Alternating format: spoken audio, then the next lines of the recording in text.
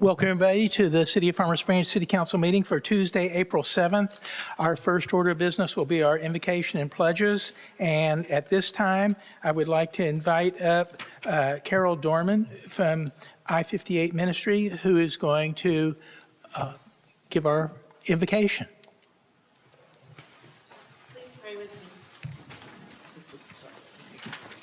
Father, I thank you for this day. I thank you for the beautiful weather. Thank you that we live in a country where we can assemble together peacefully to discuss and talk about the things of our community. Father, I want to thank you for the firefighters and the police who serve us as a community and for the first responders.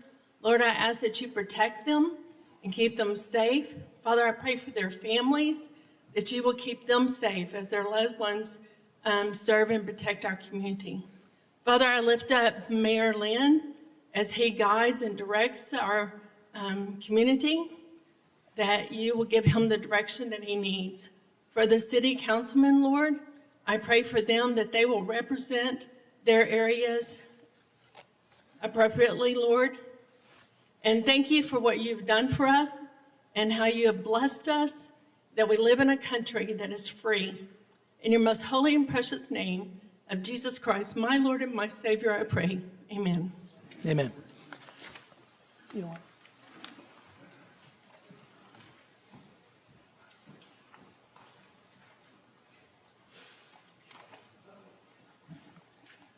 We're going to do our pledge first, and then I'm going to ask Carol to say a couple more words. If you would, please join me for the Pledge of Allegiance.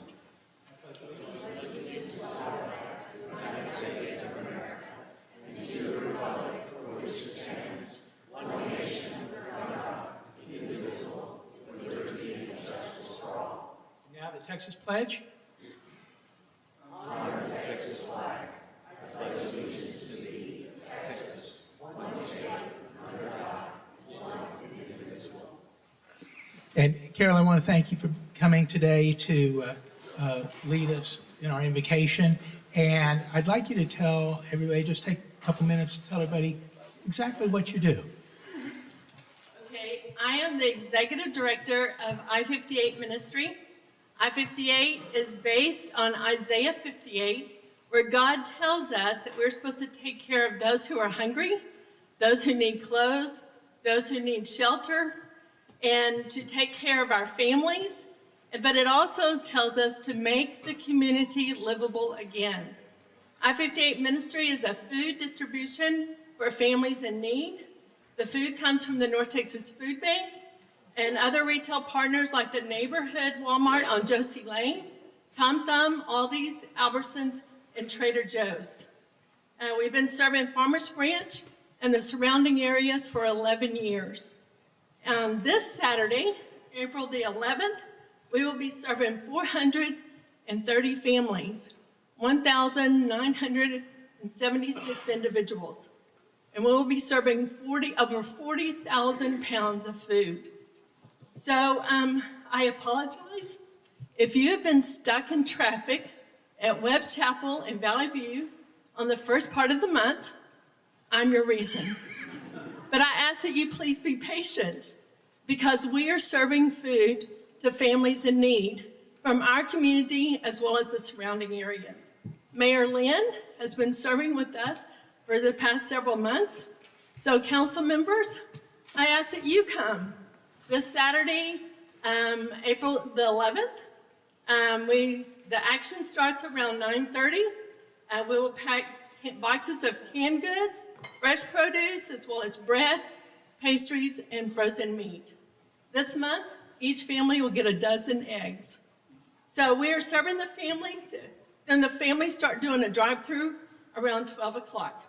So I ask that you check out our website, i58ministry.com. Thank you.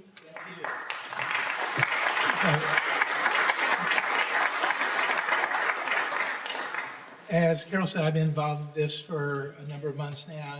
And, my goal is to put you out of business.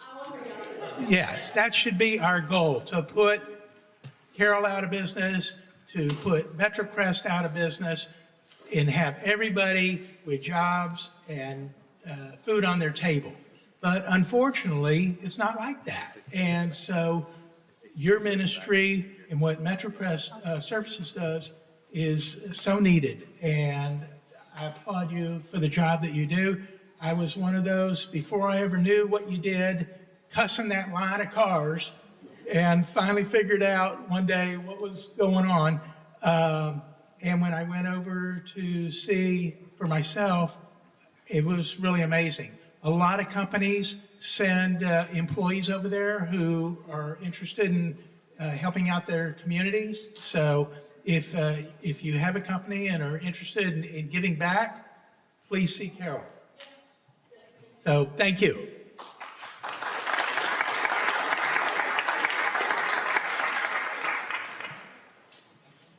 Next up are ceremonial items, and we have one that is very important this evening, and this is recognition of former CEO of MetroCrest Services, Tracy Eubanks, for his service to the community.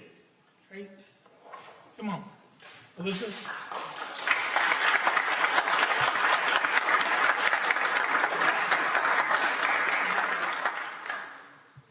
So I asked Councilwoman Villafranca to come help me tonight because she is the liaison, council liaison to MetroCrest Services.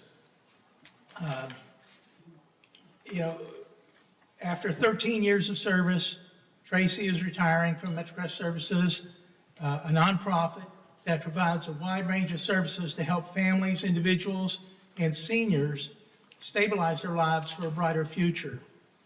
And throughout Tracy's career, he's served with compassion and dedication, as evidenced by his service as president of the MetroCrest Area Chamber, formerly MetroCrest Chamber of Commerce, and then as CEO of MetroCrest Services. You know, Tracy's commitment to service extends beyond MetroCrest Services. Through his roles on the North Texas Food Bank, Perot Family Campus Board, and the advisory board for the University of North Texas Nonprofit Leadership Studies Program, he has strengthened vital community partnerships, supported food security initiatives, and helped develop the next generation of nonprofit leaders, creating a lasting positive impact across our region. Tracy has been awarded many times for his service throughout his career, including the MetroCrest Citizen of the Year Award in 2013, the Alpha Phi Alpha Fraternity Golden Legend recognition in 2013, the CEO Nonprofit Award on behalf of MetroCrest Services in 2021, the Community Builders Award from Carrollton Masonic Lodge in 2022, the Cliff Long Leadership Award from Coppell Chamber of Commerce in 2023, and the Jan Pruitt Legacy Award from the North Texas Food Bank in 2025. Now tonight, we have a little something for you. The City of Farmers Branch would like to extend its sincere appreciation to you for many years of dedicated service, tireless efforts to assist the community members in need, and your steadfast devotion to public service. We wish Tracy much happiness, fulfillment, and joy in his well-deserved retirement. So it gives me great pleasure, as well as Elizabeth also, to present you with this little memento. We figured it'd be better than a trophy.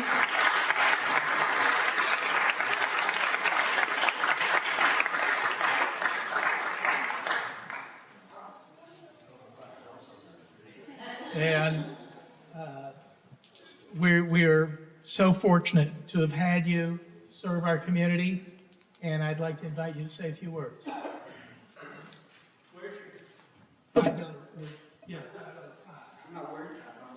Before Tracy goes on, I would like to, in a very special way, thank him. Gabe Madison, would you step forward, please? She's the new CEO, and I really want to welcome her as well. Tracy he's the salt of the earth. He's the real thing. And in honor of Tracy, I would like to donate my stipend for the next year of $2,400 to MetroCrest Services in honor of Tracy. Thank you so much.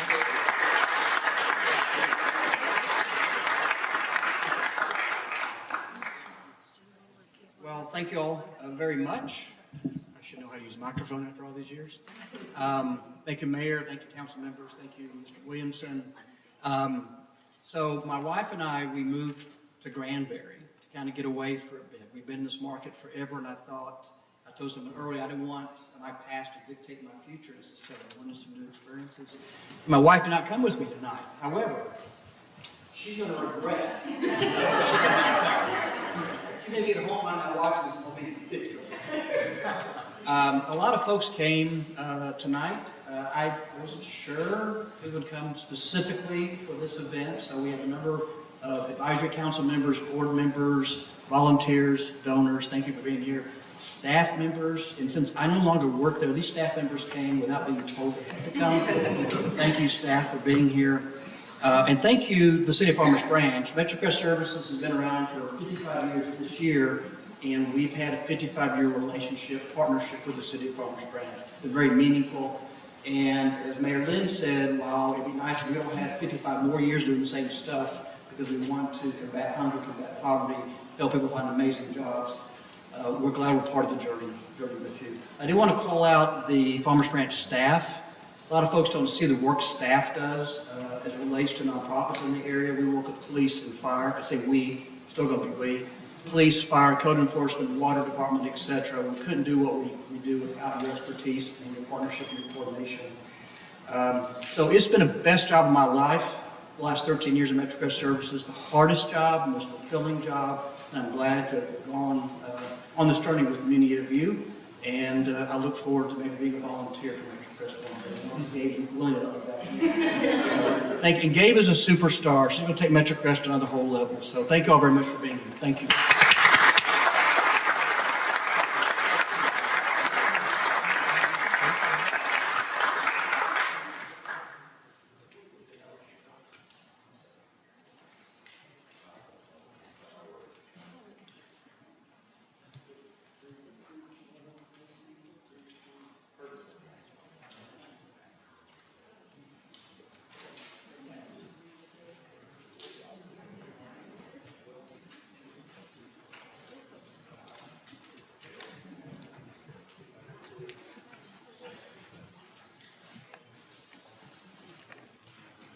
All right. Next up are our items of community interest. Good evening, everyone. It's so nice that you're here with us tonight. We're glad to have you. Our items of community interest, our first item is going to be early voting. Our upcoming May 2nd general election, early voting will begin April 20th and run through April 28th. Please note that on Tuesday, April 21st, there will not be voting in observance of Santa's and Don't Day. So, Okay. a polling location in Farmers Branch, Well, these- Mansfield Library, located at 13613 Whitechapel Road. For additional information on voting locations, as well as ballot information, go to DallasCountyVotes.org. If they signed up. Our next item is the ribbon cutting for our new fitness Just leave court. your generals. I hope you can join us as we welcome our newest addition to our parks system you have general with the public official ribbon comments. cutting ceremony for the LC Tribble Fitness Court on April 16th at 1 This is p.m. general. This innovative outdoor wellness space provides residents with free, accessible exercise K1. options. Come explore the new equipment and learn more about how this court supports the city's commitment to healthy, active lifestyles. Coming up on April 25th is Fish and Fun.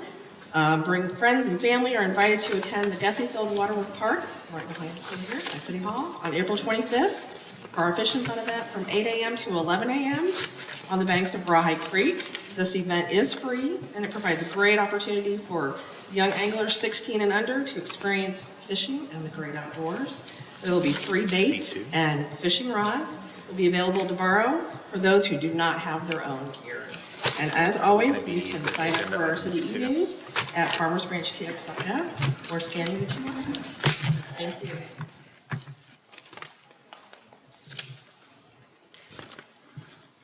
Thank you very much. Next up are our public comments, and we had several people sign up for public comments. I also realized that several people, or a number of people, signed up to speak in regards to items later in the agenda.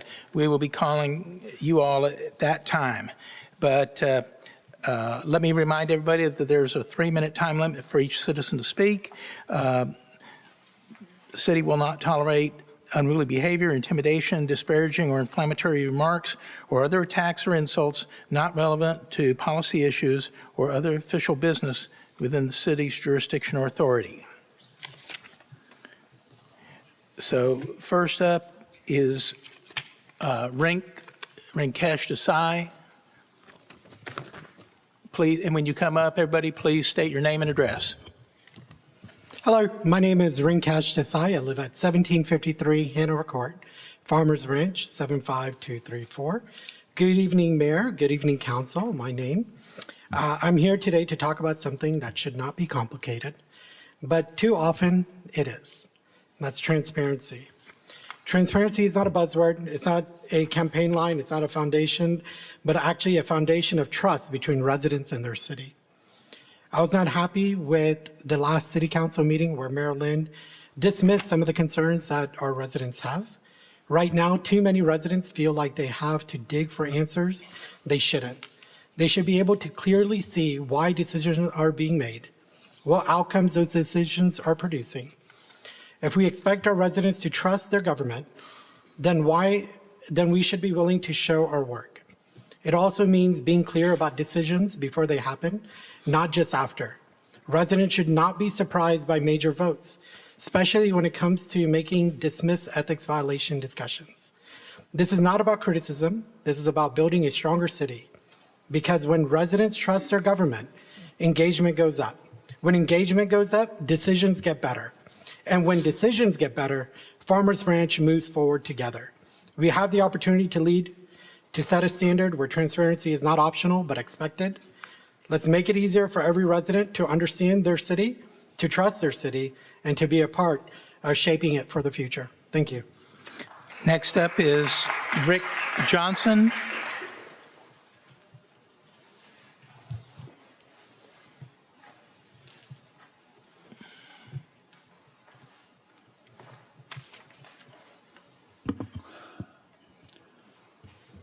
Employees, council members, mayor, city manager.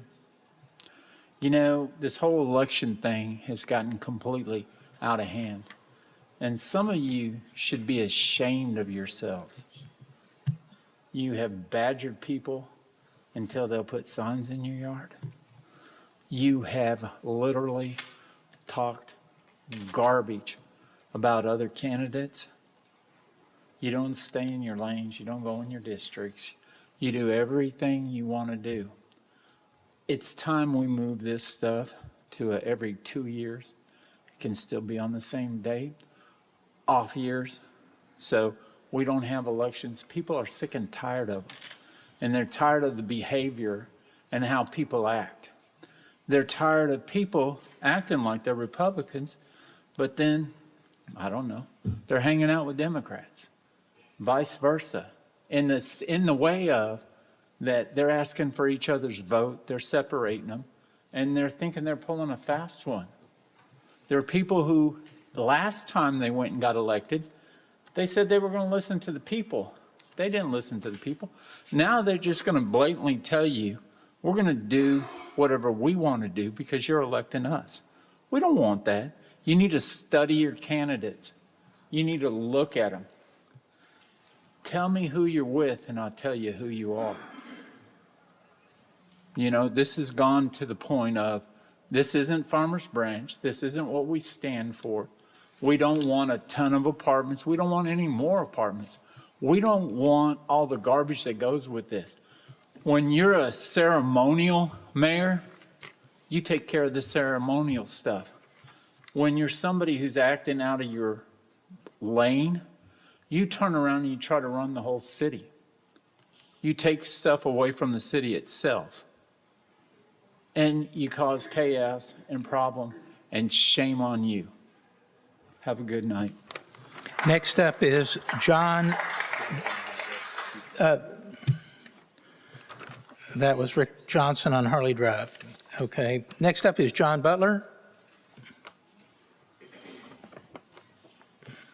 Good evening. I've got a couple of things I'd like to add, but unfortunately I only printed 8. I need one myself, so I'll give them that. I'll pass one along here shortly. Somebody's gonna draw a short straw, I apologize. Guys, I'm here to talk about the Name trailer. and address. John Butler, 3065 Topaz Lane, Farmers Ranch, Texas. I'm here to talk about trailers. I was on the trailer committee with Terry Lynn. Via Franco was there as well. I attended, we had probably 7 meetings. They all ran a little bit over an hour.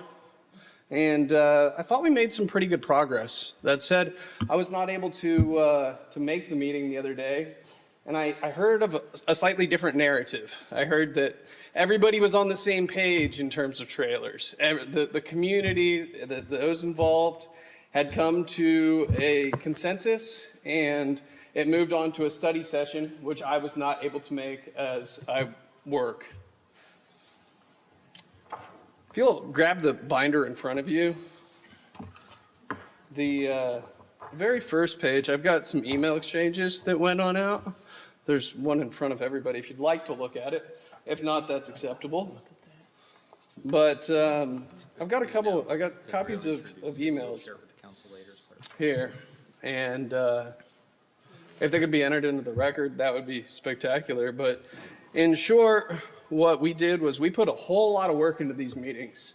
We decided that we needed some metrics, and so we went ahead and John, speaking in the read microphone. 2 different weekends, or 2 different weekdays, approximately an hour apiece, putting together a non-biased survey. Well, what ended up coming out was a survey very, very, very different than that. In this email chain, I have a copy of an email from our mayor that says he was told by the city manager that because we are a task force and not an official board or commission of the city, we are not allowed to direct the creation of the survey or alter its questions. The city manager and I went around and around on this, but I do not think that is right, but I have been overruled. The whole reason I put this group together was so that we could gather the best information and keep politics out of the process. Y'all have been so great. So the city will send out the survey. I should have a link and QR code that I can forward to you today. I would still promote it to anyone you engage so we can get lots of opinions and feedback. I'm hopeful that we can come up with solid suggestions and the like. I decided to fact check this. I sent out a message to Ben Williamson. What I received in response was, the city manager is guided by the public direction and policies and legal procedures of the city.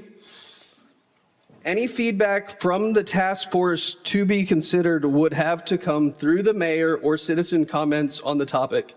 In fact, there was never any guidance provided that the feedback from the task force could not be shared.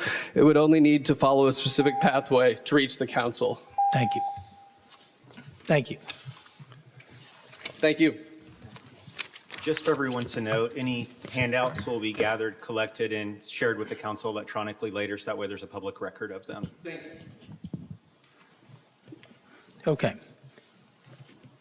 That is all of our public comments, and all the speakers that I have. Next up is our consent agenda. Somebody like to make a motion? Sure, Mayor, I move to approve the consent agenda I'll as second. presented. I'll second that, Mayor. We have a motion and a second. If you would, please indicate your vote accordingly.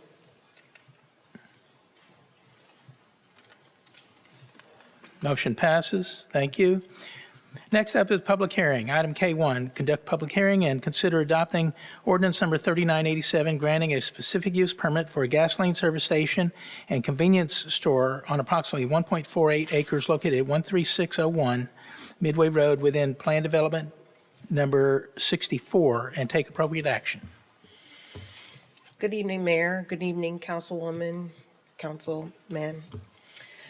My name is Tara Bradley, and I'm from the Planning Department, and I will be presenting this request for a specific use permit for property located at 13601 Midway Road. The subject property is approximately 1.4 acres, and it's located on the northwest corner of Midway and Alpha. It is zoned by Plan Development PD 64, which this plan development allows for non-residential uses. The request for a specific use permit is for a gasoline station with a convenience store. Within this request is requesting for 20 fueling pumps, 5,029 square foot convenience store, 7,190 square foot landscape area, no outdoor storage or display of merchandise, a maximum of 2 signs, and 24-hour operation. Now with this, we look at this application against our Farmers Branch 2045 comprehensive plan.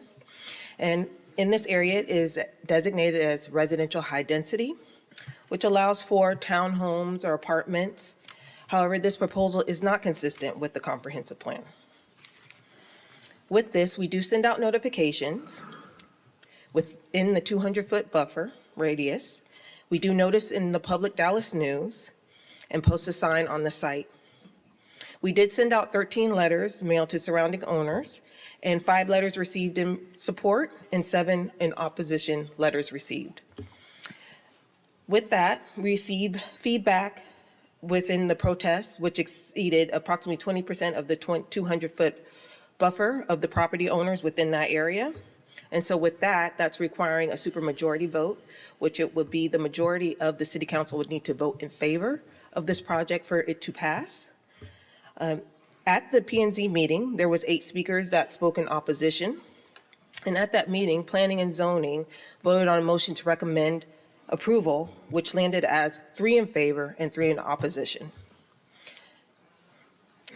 This concludes my presentation, and I'm available for any questions you may have.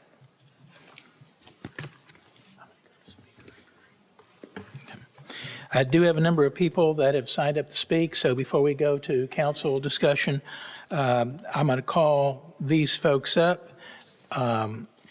Again, everybody will have up to 3 minutes to speak. I would ask if your point has been made by a previous speaker, please don't feel compelled to speak and reiterate what we've already heard, just so we can save some time this evening. And when you do come up to the podium, please state your name and address. Our first speaker is Stephen Flons.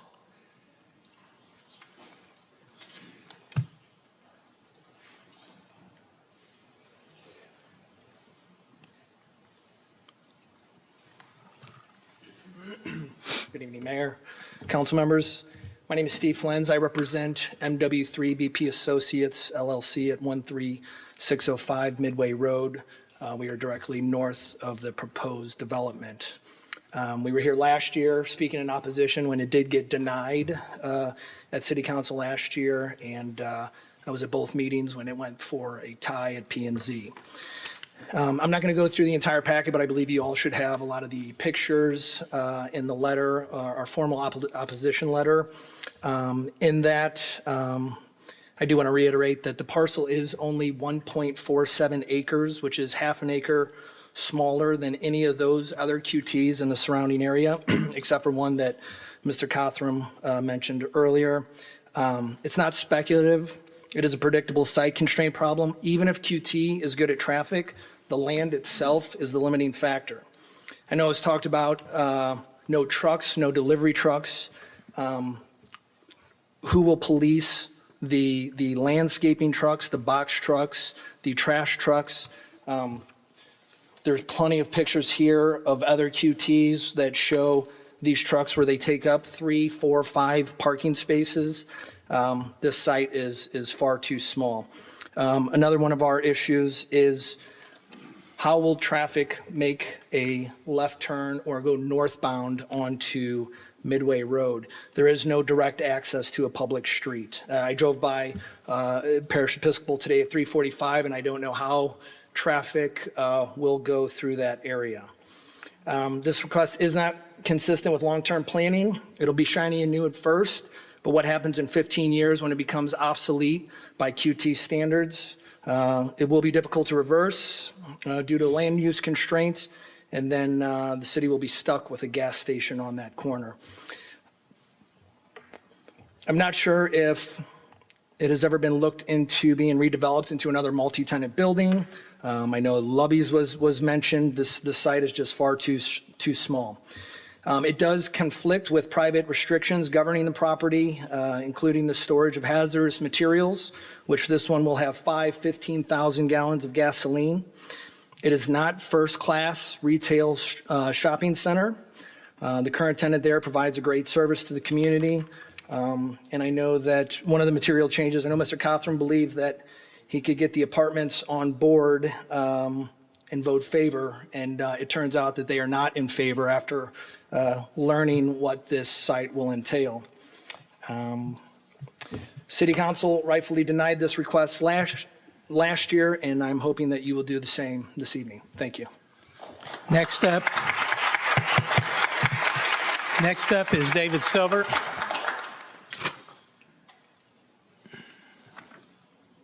Good evening. My name is David Silver. I live on Millwood Circle. I had other things to discuss, but since I got put into this slot, we'll do it. Well, are you not talking about?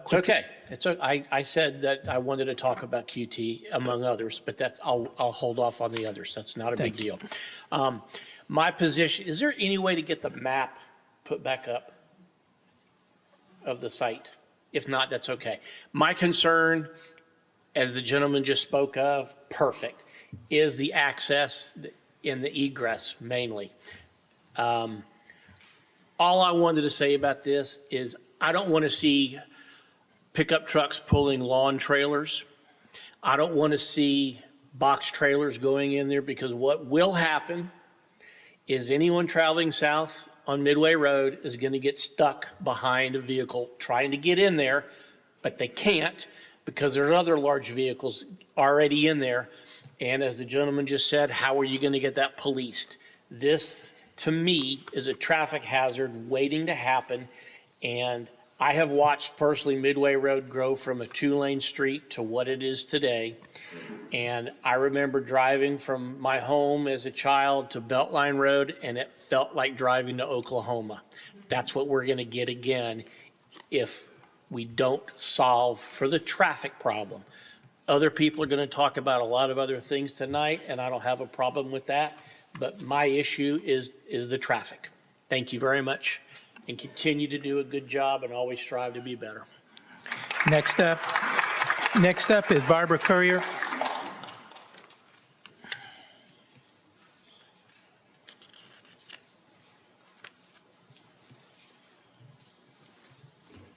Barbara Courier, 4010 Kerr Circle. I'm here today to speak against the proposed gas station and convenience store at Alpha and Midway, and I'll limit my objections to 3 points. First point, suitability of the location. When I met with my city council member to express my concerns, she extolled the virtues of Quick Trip, how neat and clean they are, and she suggested that I check out the other Quick Trips nearby at LBJ and Webb's Chapel and at LBJ and Luna, and so I did. Both of those sites are spacious along the LBJ corridor and relatively removed from nearby residences or businesses. I also went to check out the Quick Trip at Martian Forest, a site much more like the one we're talking about. And there I found a 42-foot green space. Yes, I measured it. A 42-foot green space separating the Quick Trip parking lot from 2 fences, on the other side of which was a larger parking lot before you got to the nearest residences. That is nowhere near what we see at Alpha and Midway, where the proposed gas station would abut nearby local businesses and residential area. Second point, convenience. Wouldn't it be convenient to have a 24-hour gas station and convenience store so close to where I live? Well, the mobile station at Midway in Spring Valley is 4/10 of a mile to the north of that site, and 6/10 of a mile to the south are 3 gas stations, the one at Walmart and the 2 on the east side of Midway on either side of LBJ. And so there's a 1-mile stretch of Midway Road with our proposed site almost halfway in between the 2, a 1-mile stretch that already has 4 gas stations. I don't see how anybody can make the case that to add a 5th gas station would increase our convenience. And point 3, aesthetics. We pride ourselves on being a city and a park. As intersections go, the northwest corner of Midway and Alpha is currently a rather attractive one. Tree-lined, businesses set a ways back from the street. As I understand it, we would lose the 6 trees along Midway that front the site, and we would gain a gas station. I don't care how neat and clean it is, a gas station is an eyesore. Sometimes such an eyesore is necessary. This time, it certainly is not. Thank you. Thank you. Next speaker is Nick Ferris.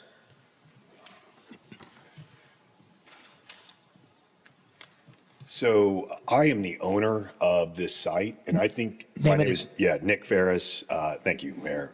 10210 North Central Expressway, Suite 300, Dallas, Texas.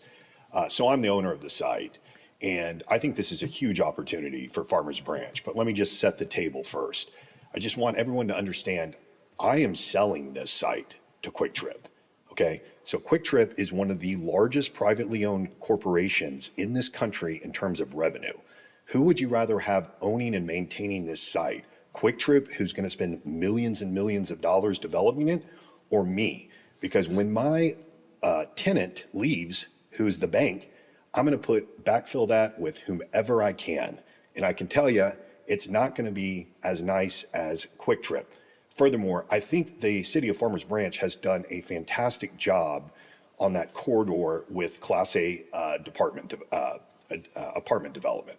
You've got, 2,500 new Class A apartments there, roughly, and it's great. So this will be an amenity to all those new tenants, those renters over there. And furthermore, you guys have Class A apartments there, but the retail is in the office there is 70s and 80s vintage. If you look on CoStar, which is the Bible for real estate analytics, it characterizes all of that retail as 2-star retail out of 5 stars. So that's below average. So this is an opportunity for you guys to have a catalyst to complement your multifamily development in that corridor and bring some of the good tenants that are on Beltline in Addison down to Farmers Branch. Why should Addison benefit from all of the retail and the taxes and not Farmers Branch? So this could be a catalyst to develop a lot of that retail around there. And furthermore, I understand Parrish doesn't want this. My kid went to Parrish, my older kid, to play football. And let me just say, if Parrish is so hell-bent on us not being able to develop our property, you're more than welcome to pay me what Quick Trip is paying me, but I hardly think that's going to happen. So I'm for this. I think it's a great opportunity for the city. It's going to be an amenity for everyone that lives around there. And it's on the corner of Alpha and Midway. You know, there's no more highly trafficked corner in the city of Dallas besides maybe Preston and Northwest Highway.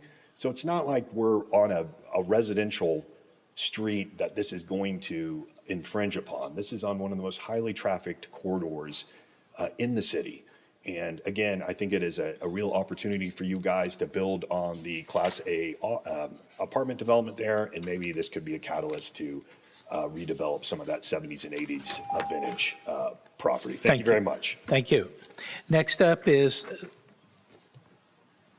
I believe it's Stella Cavalier. Okay. Hello. I am Stella Cavalier, and I live on 4071 Alpha Road. Yeah, there you go. I am a student at Parrish Episcopal School and a resident at Cambridge Crossing. I wanted to speak because this gas station would be very close to my school and my house. Right now, the area around my house and my school is usually quiet at night and the day. I can hear almost everything in my room when people walk by at night. I can hear them talking, and I will hear that way more if this gas station comes in the shopping center. If a gas station is open all night and selling alcohol, there will be probably a lot of more people coming and going. late at night. That makes me worried about safety for students and families. Our school and neighborhood are places where kids should feel safe. There will also be big trucks driving in and out on these small roads, causing more traffic than there already is. I don't know if all gas stations are like this, but some are. And they commit crimes like stealing, happening at gas stations like this. But also, they might not all be like this. I hope you think about the students who go to school and the families that live in these apartments and houses nearby and say no to this project. Thank you for listening. Thank you. Next up, next speaker is Joe Dingman. Joe Dingman.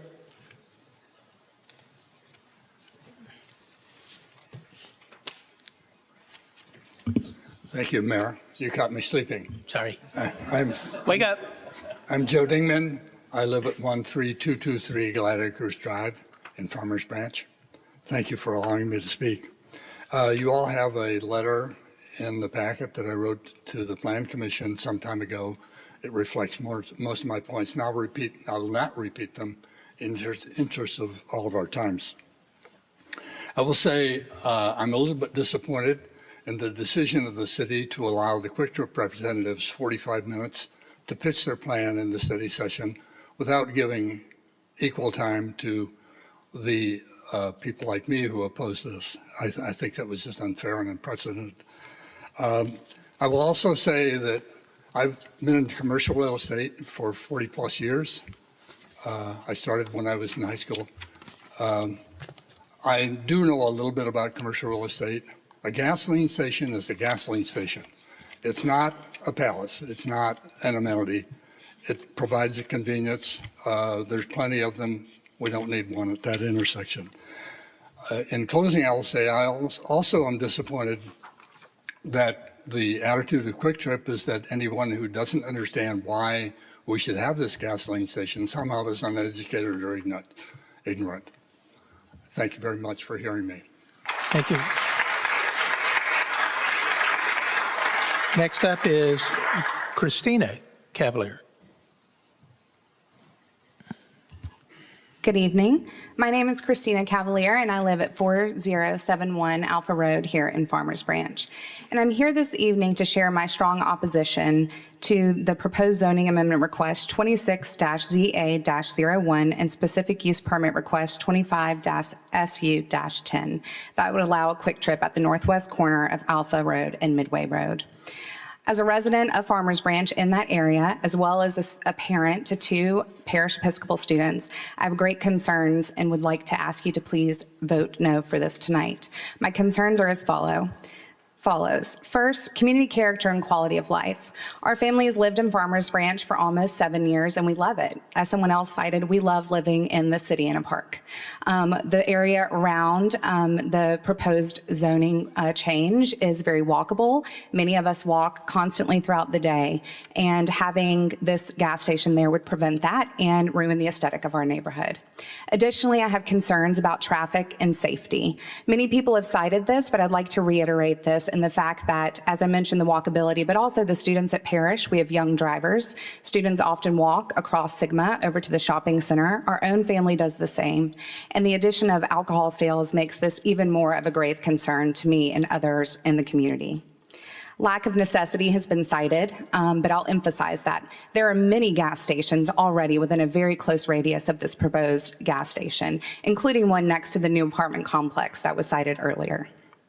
And finally, I'll just ask that you please uphold the original ordinance as was originally intended, and as was cited earlier in the presentation. This is meant to be zoned for residential high density according to Farmers Branch own plan. And I would just ask again that you please vote no tonight and uphold that. Thank you. Thank you. Next up is Forrest Siebold.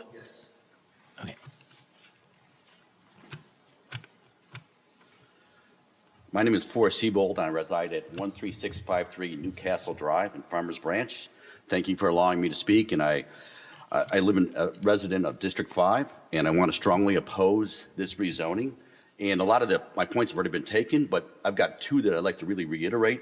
And one is that the original ordinance, which was put specifically in place to prohibit this, is now being asked to again. I feel like I'm saying no means no. And I think the city needs to look at the possibility of, like, when people keep asking for zoning changes, there needs to be some kind of fee involved, because they're wasting your time, they're wasting our time for a decision that's already been made. No means no. It's that simple. And I want to talk a little about the current tenant in that location, right? The current tenant is an ABA and autism center, okay? And serving dozens of young students, right, on a daily basis. Do we really want to force these people to relocate, if they even can relocate? You know, changing routines of these special needs individuals is very traumatic, right? So we got them they're succeeding there, they're doing well. The facility can hold, I believe, up to 35 students. So there's dozens of students there on a daily basis. That's it. Thank you for your time. Thank you. Next up is Chris Bowers.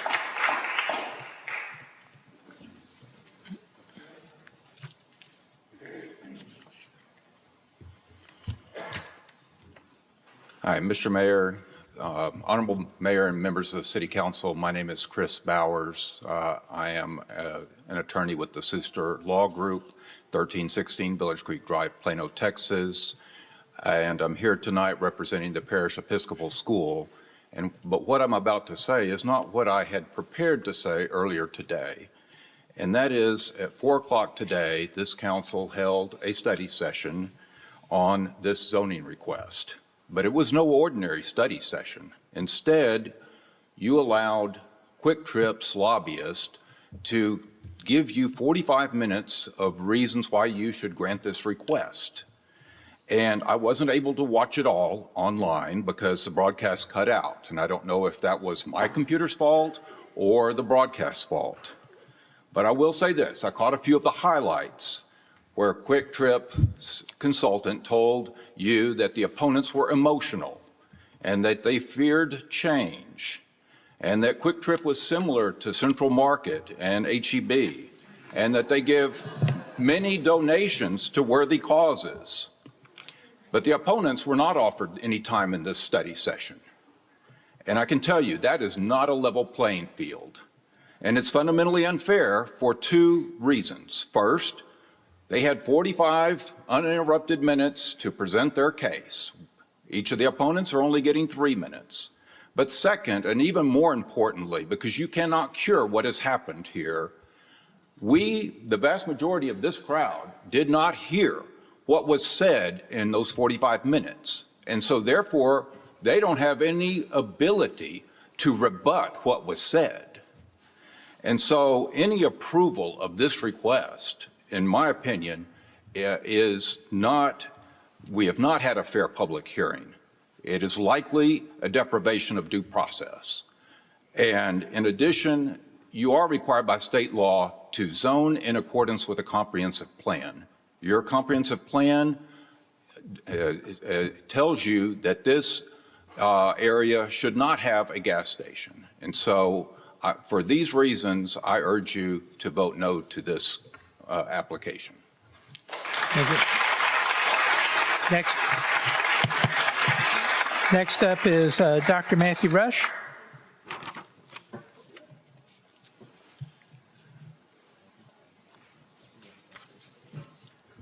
Good evening, council members, mayor. My name is Matt Rush. I'm the head of school at Parish Episcopal School, 4101 Sigma Road. I have an amazing job. I have one of the best jobs in the world. And thanks to the Board of Trustees who entrust me with the education and safety of 1,225 students, 267 employees, 2,000 alumni, 1,000 applicants for slots at our school every year. They entrust me to make sure that our children are safe intellectually, psychologically, and physically. And so let me be clear, that my opposition, the school's opposition, is not against QT, the business. It's against the additional foot traffic and vehicular traffic that will occur with any sort of business that's there. We respectfully asked 1 year ago for a proper traffic study to be conducted. That has yet to be done.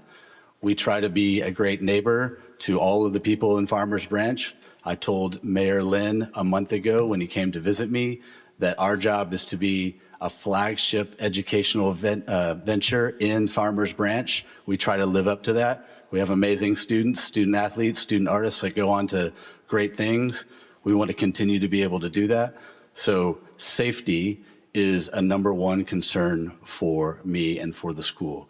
I will say we had Officer Britton of the Farmers Branch Police Department come to speak to the senior admin team just today about active shooter drills that we may conduct next fall. We have a great relationship with Farmers Branch Police Department. Many of the officers love working at our school. I have asked them over the course of the last couple of months if any of the council members or the mayor has ever approached them about what they think about additional foot traffic or vehicular traffic. None of them have been asked their opinion, and maybe that doesn't matter. But those men and women do an awesome job for us multiple times a day. We have carpool twice a day, pretty much every day of the year. In summer, all those kinds of things. So again, our stance is we would love a proper traffic study to be done. And that's our stance. So thank you. Thank you. Next up is Emily Sharma.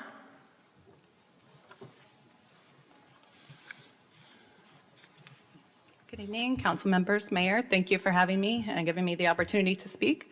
I'm Dr. Emily Sharma of 13648 Greystone, and I'm also here to speak on behalf of a neighbor who has mobility issues, Teresa Treckle at 4032 Windsor, in the same neighborhood, the Cambridge Crossing neighborhood that some of my neighbors have already mentioned. And I echo the sentiments of everyone opposing this from my neighborhood, in that there's increased traffic and increased noise. I don't like the idea of alcohol this close to many of the schools, but I want to focus on the issue of safety. And I agree that a traffic study is needed, but a traffic study is not going to show you the nuances of what happens with cars and people on this street, especially on Sigma, various times of day and night. You have to listen to people who live and walk and drive there every single day.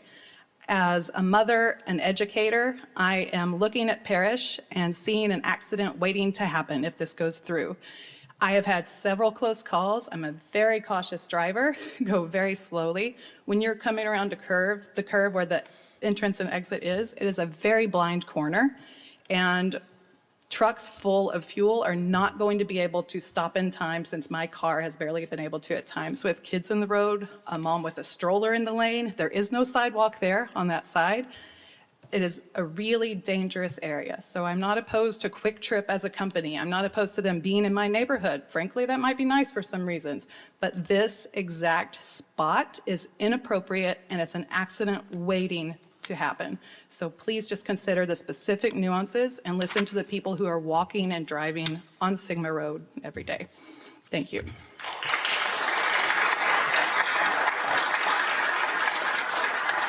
Next up is Cameron Nasset. I'm sorry.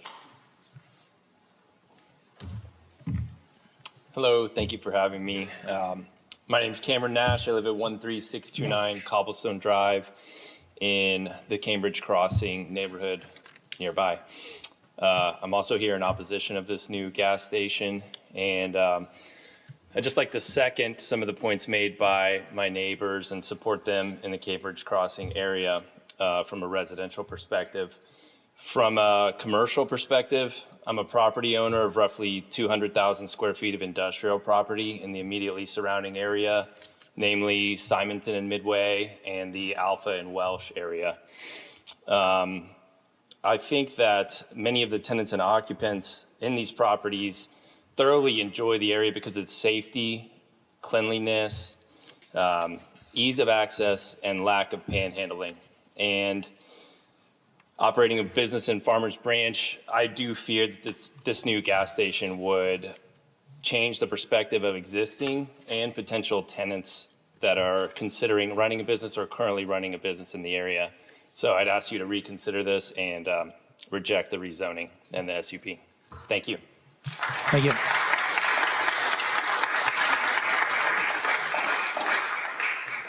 Next up is Kelly Jo Sands.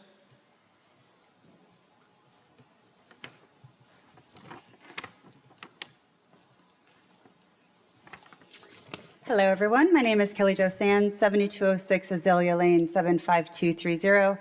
I'm a mom of 3 boys, 2 of which attend school in your community. My oldest son attends Parish Episcopal, and my youngest attends PHPS, where I'm also representing them as vice president of their board of directors.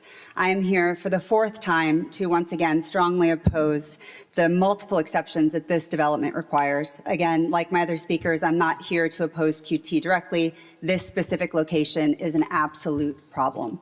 First, it is not necessary.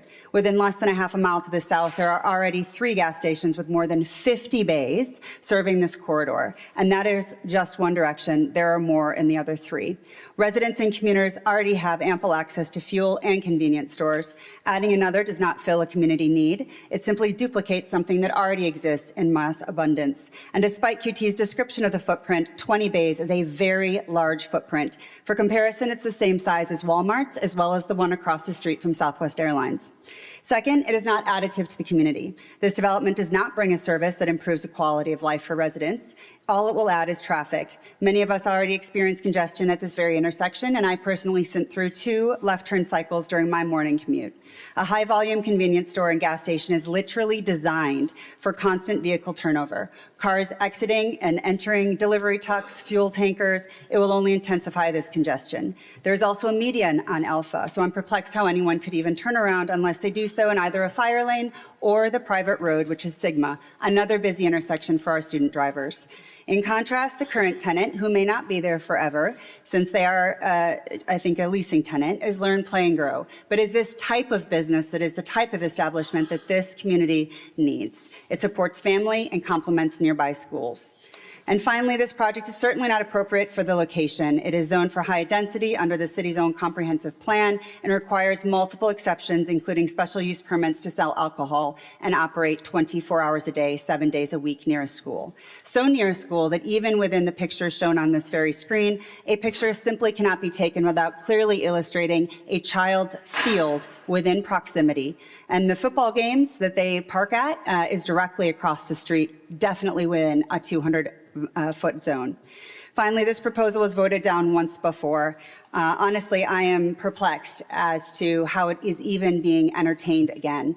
Again, we've heard about transparency or lack thereof, publicly notifying schools that are at its most direct proximity, 2 of which I'm speaking on behalf of, as well as the residents of this community you've heard directly from. And based on reports that are clearly biased, another theme that I've heard from multiple speakers tonight, I would argue that it is absolutely negligent that a traffic survey was not done by the Planning and Zoning Committee and ordered on behalf of this council, and that should be looked into for every one of you on the board to be concerned about. Thank you very much. Thank you.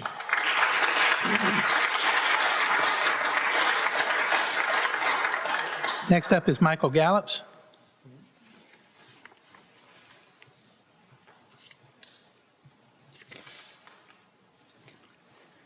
Good evening, Mayor and Council. My name is Michael Gallops. The address, I serve as the President and CEO of the MetroCrest Area Chamber. The address is 13612 Midway Road. And the Chamber represents businesses across the region. I'm here tonight in support of the Quick Trip proposed at 13601 Midway Road. I also submitted a letter to you a couple days ago ahead of this meeting that added more detail of our support. At its core, this is a reinvestment in an existing commercial corner. This site has long functioned as a commercial use, and this proposal upgrades it with a high-quality operator known across North Texas for clean, well-managed, and reliable facilities. From a business and economic perspective, this is exactly the kind of project we want to see. It brings new investment, supports the tax base, and provides services that meet the needs of both residents and the growing number of people working and living along this corridor. From a planning standpoint, this is also a strong fit. It sits on a major arterial, is surrounded primarily by commercial use, and is not adjacent to a single-family neighborhood. This is where a use like this belongs. I understand there are concerns, particularly around traffic and intensity, but this is not an untested concept. Quick Trip has a long track record of operating high-volume locations safely and efficiently, and this site has been designed to handle that demand. This is also not a speculative project. It is well-designed, code-compliant development that exceeds many of the city's requirements, including parking and landscaping. At the end of the day, this is about whether we reinvest in this corner with a high-quality, predictable operator or leave it underutilized. On behalf of the MetroCrest Area Chamber, its Board of Directors, and the business community, I respectfully ask you to support this project. Thank you for your time. Thank you. Next up is Rick Johnson.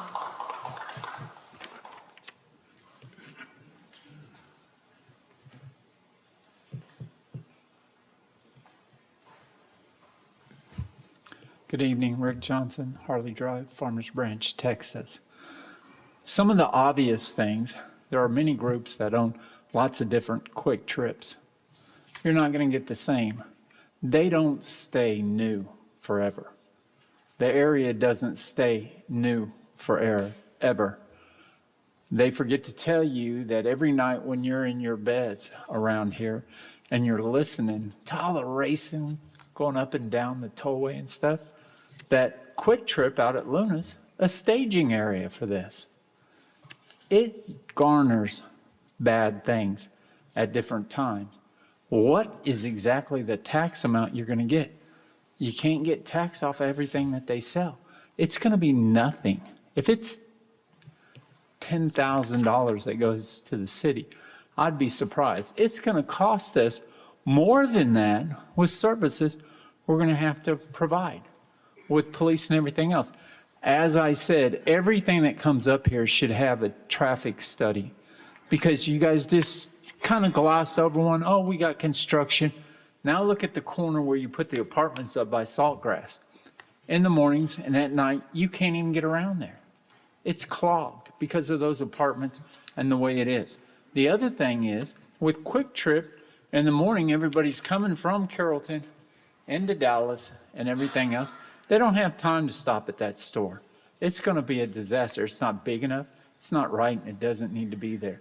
At night, they're going to have to cross over to get there on the way home, when there's plenty of gas stations that are on both sides. It makes no sense. We're tired of coming and having to fight about this all the time. We want it over and over with for good. The other thing we're tired of is we're tired of the secret meetings, all the stuff that goes on, and everything else. You're not transparent, and it's terrible. And you're supposed to be representing us, and you don't do it. Some do, and some do it well. Others, they don't want, they got their own little thing going on. With that being said, how do we get this done? Because I don't want it to end up like the condominiums, where all of a sudden there's this hush-hush, backdoor little meeting and stuff. Next thing we know, stuff that we turned down, now all of a sudden going to go for the guy who built the mayor's house.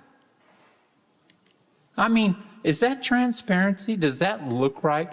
Is that who we are and what we're about? We can do better than this.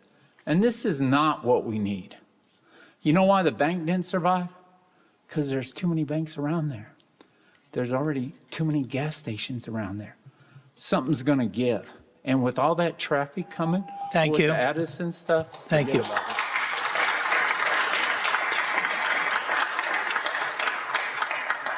Next up is Pat Haggerty.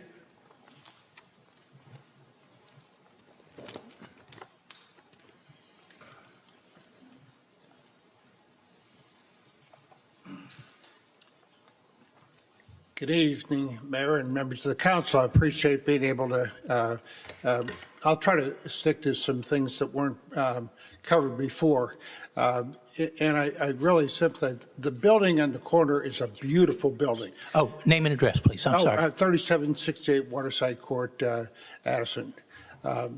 I have been involved with the city for many, many years. I served on the city council from 78 to 82, overlapping with the applicant's father for 2 years when we had a fantastic relationship with that city. I've been an industrial tech broker for 53 years. I started with the company that developed that alpha, gamma, neutron, omega, proton area. And I've sold, again, just as a broker, 65 properties. I've done hundreds of leases. I'm known for that area, I can tell, and I've offered the City of Farmers Branch tours. I can tell you every person in those buildings over time. It's mostly owner-occupied because it's safe. And all the businesses there had a secret. Farmers Branch Police. You put a key in the door at 3 in the morning, you're going to have a light shining on you. It has just been fantastic. We had 8 jewelry operations. Talk about tax base. Now, unfortunately, it's now for athletic uses and all that. But the biggest problem with this whole thing, it's not QT. We listened to 45-minute beratement about how ignorant we were that we're against QT. QT is a wonderful company, but this site has no access to a street. I was on the council when the mobile station was approved up the street, 60-foot right-of-way. This, you have to go through other properties to get there. On the west side, you have an alley that goes out to 2 15-foot right-of-ways, and you have to turn right over to Marsh Lane that prohibits truck traffic. There is no truck traffic allowed east of Denton Drive, whether Josie Lane, Webb's Chapel, or Marsh Lane. So Midway Road carries all the trucks. And as was mentioned at the meeting when it was turned down, what's your northern exit? Oh, it's going through Sigma Road. Sigma Road is not even owned by the City of Farmers Branch. It's Parish Episcopal and a couple other entities. And so to go up, you go into a dead end behind the retail. You take a left through the apartment complex on their fire lane. Again, not even city property. You're sending all the northbound traffic. And then you go straight into Parish Episcopal that has 3 lanes of traffic coming out and going in, 2 Farmers Branch policemen. It is an absolute mess. And then you go up right through the middle of, you have... Got to stop. I understand, but you have kids crossing with athletics on the right and school on the left. Thank you very much. Thank you.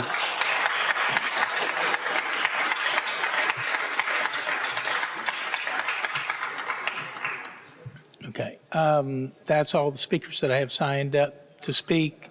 I know the applicant is here, so. I won't go through the whole presentation. Dallas Cothran, 1341 West Mockingbird. But I do want to respond to some of those comments. You know, we still never heard anybody say what it would be if it's not this. We just heard a lot of, well, I like Quick Trip, but not here. Well, that's how every zoning case I do works. I mean, I always hear, oh, we want multifamily, but you know where everything needs to go? It always needs to go somewhere else. You know, there aren't other places. This is a corner. Those are not private drives like your driveway at your home. Those are public access easements. It's a fire lane. So, you know, and as the owner says, I mean, one of the reasons he wants to sell, there are not a long list, and you can ask him who have called on this site. So, you know, bank buildings don't adapt. So you're going to get you know, not a sales tax producer. You should not expect somebody that is going to have a robust impact. You know, I know there was, you know, I do think they're the best in this business, you know, in what they do. That's why I compared them to those other users. We can debate that, but most of the people you heard said, I like Quick Trip, I just don't want them here. That's sort of a duality that I don't understand. We did furnish a traffic study that was not required. So I don't know why we've supplied it to many people in opposition too. So, you know, we did that. Our traffic engineer is here to address all those questions. This store works. People don't come from miles away for no reason. everyone gets gas largely the same way. They do it while they're out. It catches the person and then it releases them to go on their way and do whatever their business is. There's a long list we provided. You got John Paul High School, Lady Bird Middle School, Waxahachie High School, which is a big 6A school, Forest Lane Academy, Anisimo Hernandez High School, Sam Tasby Middle School, and it goes on. Those are just a small number of Quick Trips that are by places. And as I said earlier, none of those places have challenged their TABC permit. There's no one saying they can't handle the operations. So, we've heard largely preference. We prefer to not have it here. That's not a strategy, really. We certainly didn't hear anyone saying what would be a better option for a bank, that's going to go away. Hey, the bank's going to pay Mr. Ferris 6 more years of rent. And that guy, our understanding is he's in there for free as a caretaker. He's certainly not generating sales tax. So at some point, they're going to go away and be replaced by somebody willing to reuse a bank. Nick's not a developer. This is, he wants to sell. He's willing to sell to a good user. We came back again, I know everybody's real upset. We asked for another zoning case.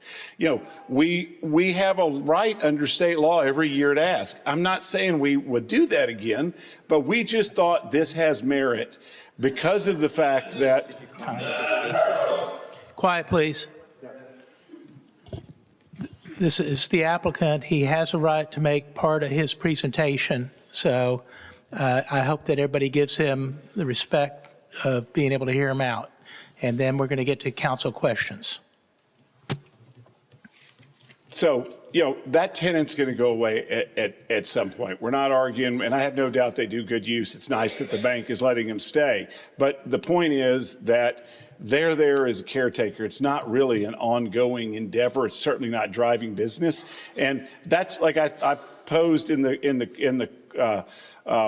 work session that this is largely a question of how are you going to handle this retail corridor? And I understand there's a lot of opposition. It's a hard decision to make about what's popular and what's the best use. Your chamber said from a business and economic perspective, it's what we want to see. And it's a good fit from planning purposes. I mean, that's an impartial. I never met with them. I didn't have anything to do with that. That's just what their words are. They represent the business community. That's what Midway is. This is a fully signalized intersection that you're getting a known operator. It's a gas station. We all know what those are.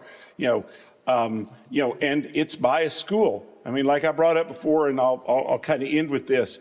Quick Trip is on a much smaller site in the West Village next to North Dallas High School.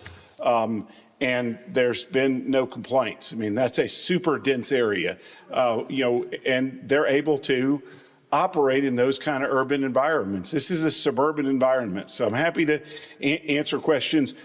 The last thing, I guess, is the comp plan. This is 1.4 acres. Comp plans are done on sort of the average of what generally, globally would work.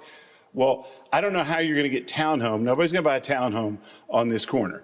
And it's not big enough. I just don't think someone would buy property that backs up to Midway and is, on a signalized intersection. It's not big enough for multifamily. I mean, this is not going to be multifamily. Whatever happens here, and it's already retail. So, that's not going to happen. I just hope you'll kind of consider what are the best options that are going to drive this area that y'all have spent a lot of time and effort on of making this. The video that plays before the meeting talks about this being a vibrant, dynamic area. Well, y'all have created a mixed use area, and we're in the most thriving mixed use area without complaint in West Village. So thank you for listening, and for your service. Thank you. Thank you. Council, we'll start at my left if you have any questions for Mr. Cothram. Councilwoman Gonzalez. Not questions, just comments. I think everyone basically said everything I had. I mapped out how many gas stations on our either side. I have kids, not at that school, but traffic's a nightmare. I can't imagine having, like you said, the box trucks, the garden trucks, all the trucks everywhere. It may not be the gas trucks but somebody's going to be there with their trailers, blocking your driveways to get to your school, to get to your home.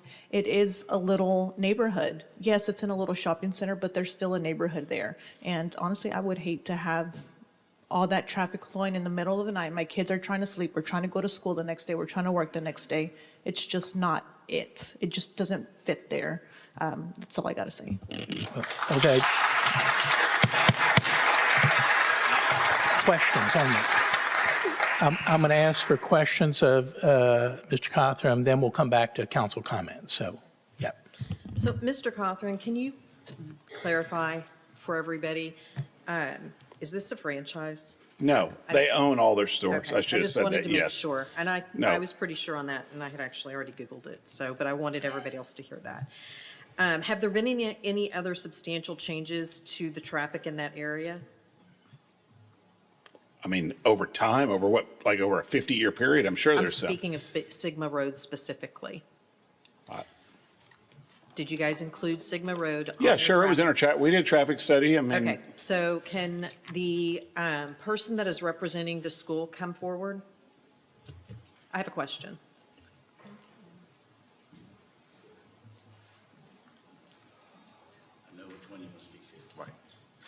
So at the last meeting, when we voted, who owned that road? We co-own it with the other neighbors there. Part the apartments is After- one entity. Right. And then, Yeah. so. So after that meeting, did you receive a letter, a notice from the city that we were abandoning that road? I don't recall receiving a letter of that nature. Ben? A letter was sent by the city. Yeah, so, sorry, yes, CFO is here. Yes, got it. Okay. So now that's a private road, and you guys are responsible for all the maintenance, all the infrastructure. There's no police on it. That, I mean, you guys may pay somebody to manage your traffic, but there's none of our resources there. Correct. Okay, so that's the reason I was asking that question, Yeah. because there has been a substantial change in that specific traffic pattern for those students and the residents that live in that area.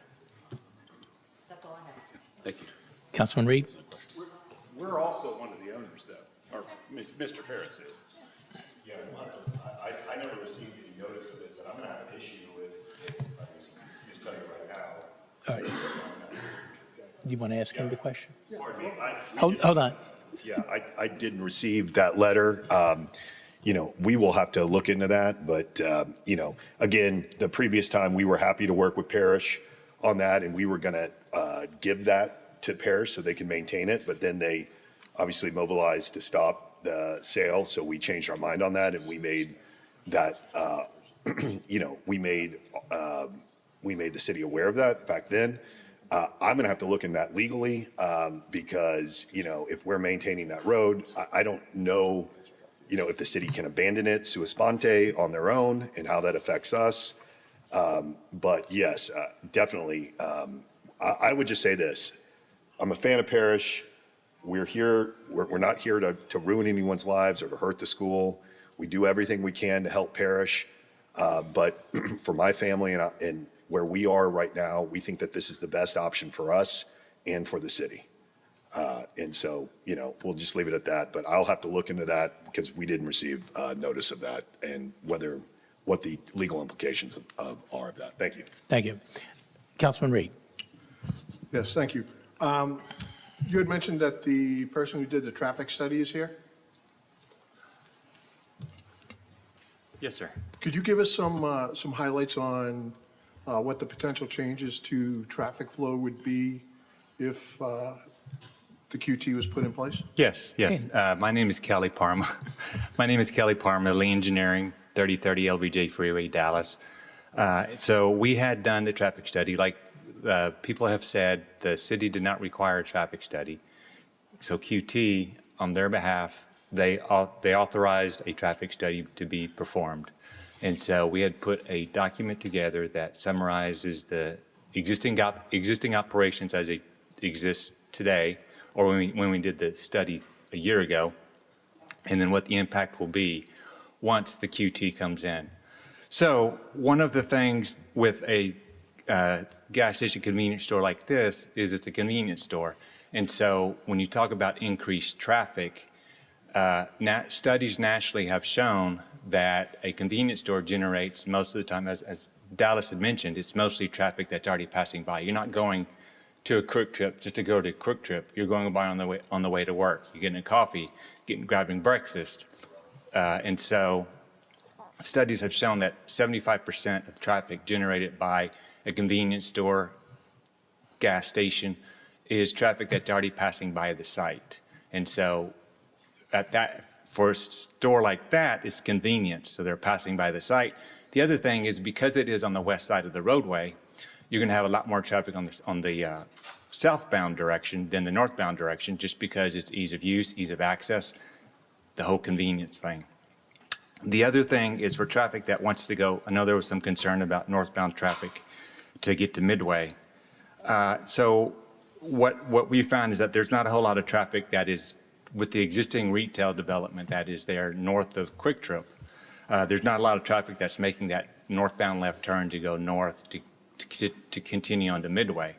So I was out there for about 30 minutes during the PM peak hour when this came about a year ago when this was approached council, and over 80%, I think there's only one vehicle that I saw that was leaving the retail development that went to Midway to make a left.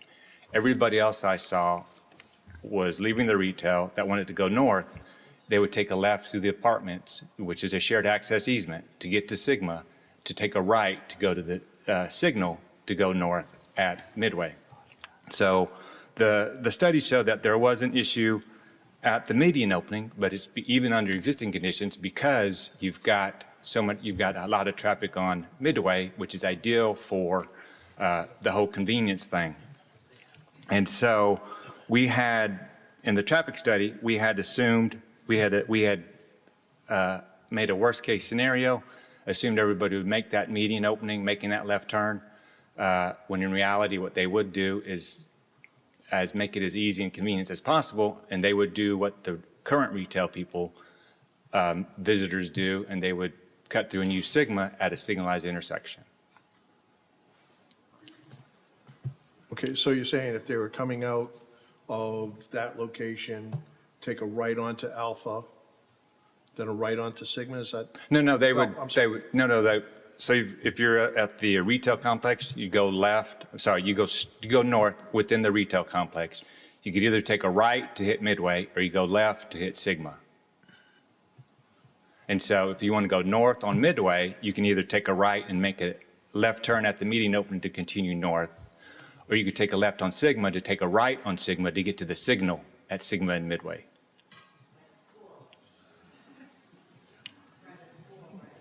Okay, so is it going past the school or just by? It's going past the school. It's going past this, yes. Okay. Much like the existing retail does. All right. Thank you. I'm just trying to conceptualize this here. Is there a way to adjust the layout?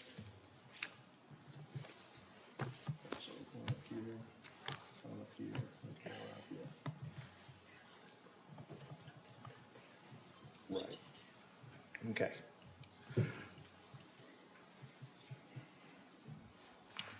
And this might be a question for Dallas. Obviously, the plans for the building are not set in stone. So are there ways that it could be reconfigured to make exiting from the Quick Trips easier so it does not involve Sigma?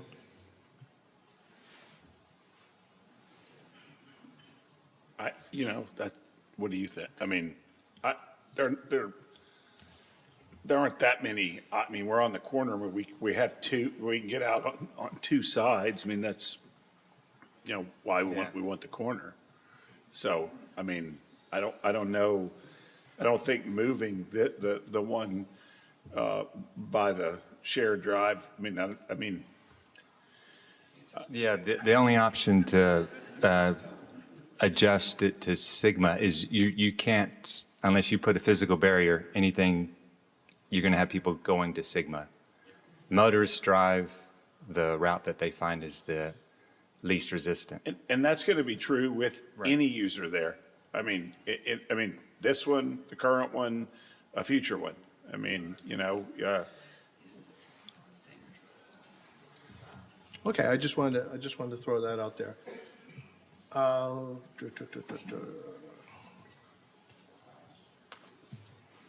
had another question. I'll reserve the right to ask more. Yes, sir. Councilwoman Viv Franca? Thank you so much. I really appreciate you being, is there any way to put the traffic study, like the little graphic on the screen somewhere? I don't know if that's a possibility. As I sit here, I really appreciate everybody being out here. All I can think of are two cases in recent time that I'm still trying to get my head around, and that is the HEB at 635 in Hillcrest, how everybody was so outraged because they want an HEB everywhere else except they want to visit HEB except not in their neighborhood. And the St. Jude centers that came up, there are 3 of them, and everybody wants to have housing for the unhoused, just not in their neighborhood. And I feel like this is, you know, similar in so many ways. I really do believe that Quick Trip is a great partner. What message are we sending? We're telling people we are open for business. We want you here. They're a great partner. They're not Joe's gas station. They are a service center that brings not just gas, but, you know, milk and other things that you need. Clean bathrooms, a national safe place. I just feel like they are one of the best operators, and they give, you know, they have great jobs. I know that it is not in the interest of Dallas or Quick Trip or anybody else to put a service station and spend all of that money on a venture that is not going to be successful. They know their business. I don't know how many Quick Trips you have, but I venture to say a lot. more than 1,200. So they know their business, and although I do appreciate everything all of you have shared, and I do appreciate your concerns, I have spoken, and I appreciate Roger and the people that were able to get all of you to come out. Good for you. I appreciate that. But many of the residents that I've spoken to in my district, which is District 4, where that is located, are in favor of it, including, you know, friends that I'm seeing here. And so I really want us to think about that HEB at Hillcrest and 635, and I really want you to think about that St. Jude Center that we were all outraged about because all the homeless people were going to walk into our backyards. As you think about the Quick Trip, I am in favor of it. I'm not sure what else we could do to oh, here it is right here. Here's a development. So are you able to sort of do the in and out of the parking one more time just so we can all visualize it? I think, you know, after this is built, the study says we don't have any poor performance. This intersection continues to perform. So, I mean, that's why we did the study. So, you know, we can talk about, you know, that, oh, we don't want the box trucks or they're already out there.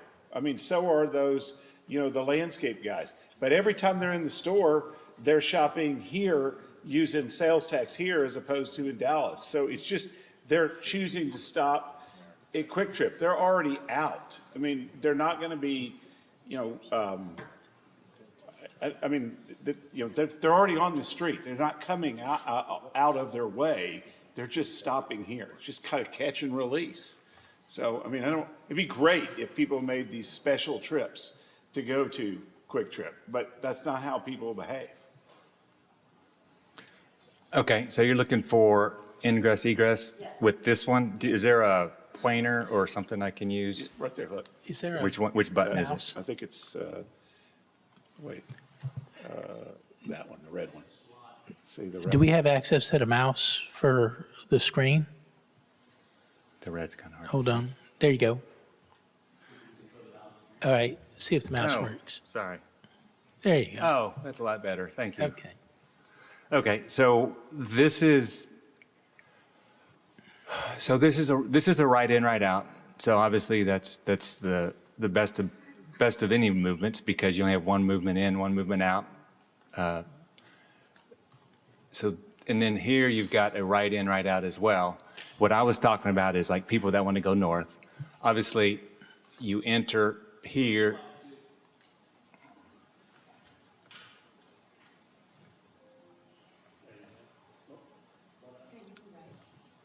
right there. There you go. Okay. So you've got, if you want to go north on Midway, you've got three options. One of them's probably not going to happen. One is you could exit here, make this right turn, and then make a U-turn to come back to Midway, which I said one of them would probably likely not happen. That's the most difficult. You could, this is what I was explaining to Councilman Reed, trying to, not very well obviously, but you could go up through the retail establishment, and then you could either take a right to get to Midway to continue north, or you could take a left to go through the shared access easement to hit Sigma to go north at Midway at a signalized intersection, which is obviously a safer movement to make than at a median opening with 4 lanes in both directions. And so that's what I was discussing. But as I mentioned before, is that most of the traffic would be going southbound, entering the northern driveway, or actually entering the southern driveway, getting their gas, getting their coffee, getting their food, and then exiting out to continue to go south on Midway. I hope that helps. So I regularly go into that shopping center. I go to the pizza place, the poke place, the Toasties place, the FedEx, whatever thing place that is. And I always just come out. I never think to go through the back. I always just come out through Midway and then either turn right. And if I have to go north, I just make a U-turn at Midway and Alpha. Like, that's not complicated. That's another option too. One thing, we're the only party that has insisted on keeping that shared access open to go to Sigma. If this passed, Mr. Ferris would be happy to give that up. But until that point happens, we don't want to do that. If that'd get the deal done, I guess he says he'd agree to that. But otherwise, we want to keep all our options open because we're going to have to find a new tenant when the bank stops paying at some point. I'm sorry. I appreciate that. Thank you. Councilman Reed? Yeah, thank you. Yeah, so to that point, everyone who's exiting all those other retail establishments have the same options if they're going to go north on Midway.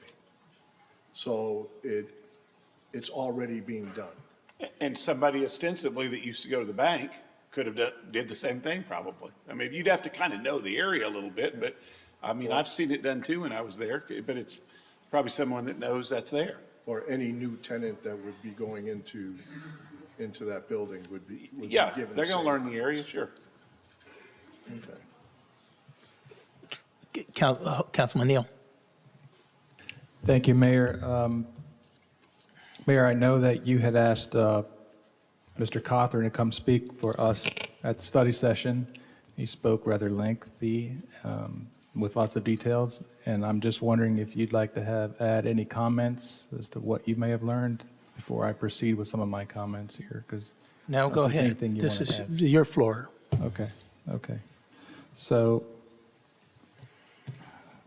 I've made quite a few notes up here, and I apologize if they're a little bit out of order or discombobulated. But I did make note that most of the QTs that were in the, actually, let me back up for a minute. I have a question for Ms. Bradley from the city.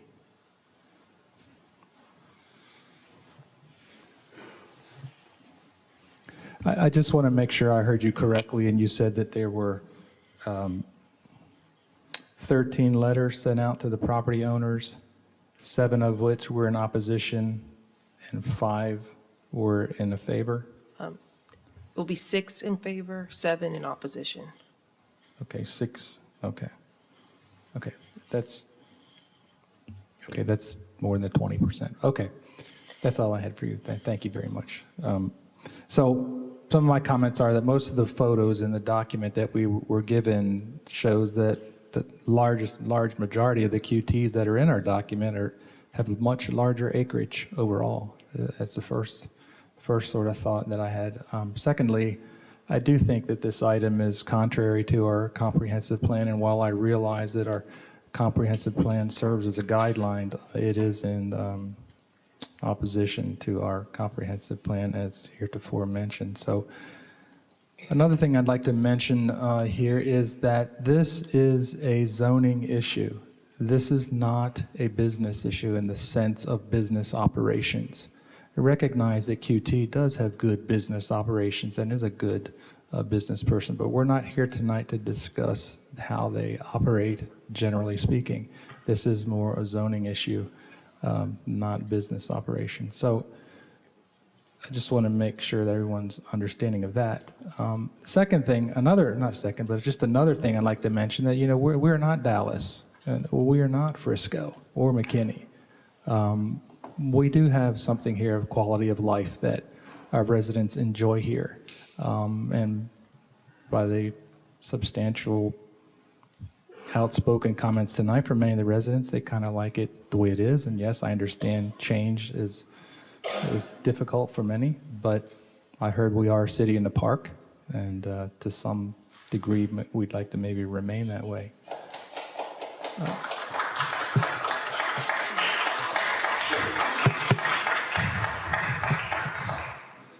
So, I've also heard that if we were to deny this, that we'd be sending a message that we don't really want a top-tier operator here in our city, and I think that would be very unfortunate to happen. But again, I think we're trying to maintain a quality of life here that's been expressed by many of the residents, so they generally like what we have here. So I think such a message would be unfortunate, but is ultimately antithetical to the quality of life specific items that have been mentioned heretofore. So I do have concerns, as well as many, regarding high traffic concerns, both vehicular and pedestrian, for the potential additional traffic congestions, as there's been a lot of discussion about that tonight. And from my perspective, I don't feel as if my public safety concerns have been adequately addressed by the presentations that have heretofore been put towards me. I think, as it was mentioned during a study session, it is 6 lanes of a divided roadway, highly trafficked already. So I don't know if we'd be exacerbating a problem that's already there in and of itself. It's also mentioned there's plenty of other gas stations in the area. We've heard that many times. So minimized or less, we're not receiving a tax revenue on many of the items that are sold by this potential business. So I did, as you all know, we received many opposition letters, mainly received by residents and the schools, and I try my best to try to listen to the residents. And when it comes to schools and children, I'm pretty sensitive to that. So I like to make sure I pay special attention to those when it involves the children of our community. So it has also been noted and reconfirmed by our city staff that a significant number of the property owners, I believe she said 7, within the 200-foot requirement have expressed an opposition, including the apartments that are there, the property owner that owns the apartments. So that was an interesting point that I was not clearly made aware of, although I did see the letter. Other than that, I've received a lot of emails, been texted, lots of calls, mostly in opposition, a few in favor, but it's just, in my opinion, I don't believe that there's been a compelling case made for the need of this gas station at that location. That's all I have for the moment, but I may have to follow up. Thank you. Thank you.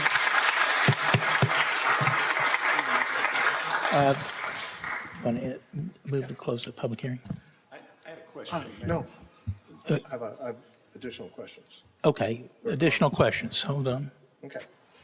Our purpose here tonight is simply to vote yes or no for an SUP. in regards And to the zoning change. There have been, and I've heard a lot about how, while it's zoned for, it's against the comprehensive plan, it's zoned for multifamily. What is directly north of this plot? Which Retail? is in the same zone. Businesses.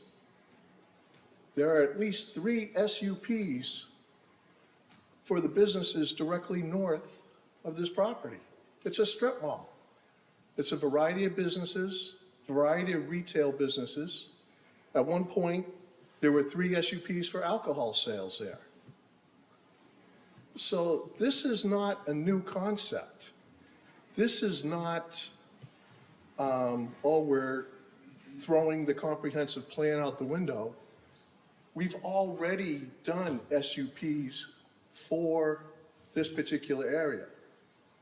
Directly east of this, across the highway, is a mixed zone. Directly south of this property is a mixed zone. So, and it's not, granting an SUP is not a foreign topic. It's not a foreign subject. It's actually bordering other retail establishments that have had alcohol sales there. The 3 businesses that had that are no longer there. But there were SUPs granted for alcohol sales there. Yes, we are a city in the park. We're not building a park there. We're not taking a park away. It's very doubtful that we would put a park there. So as far as the fabric of Farmers Branch being negatively impacted by this business, personally, I don't think that holds water. It's already in a retail environment. We're basically expanding the retail environment a couple of 100 feet to the west. That's it. That's what's happening. I had another point. Yeah, and the current tenant, they're going to be gone in 4 or 5 years anyway. So something else is going to go there. Doubtful it's going to be multifamily. Doubtful it's going to be residential. So all these same issues are going to be coming up. So we're kicking the can down the road to the detriment of the property owner and to a business that wants to come in. You know, people talking about crime.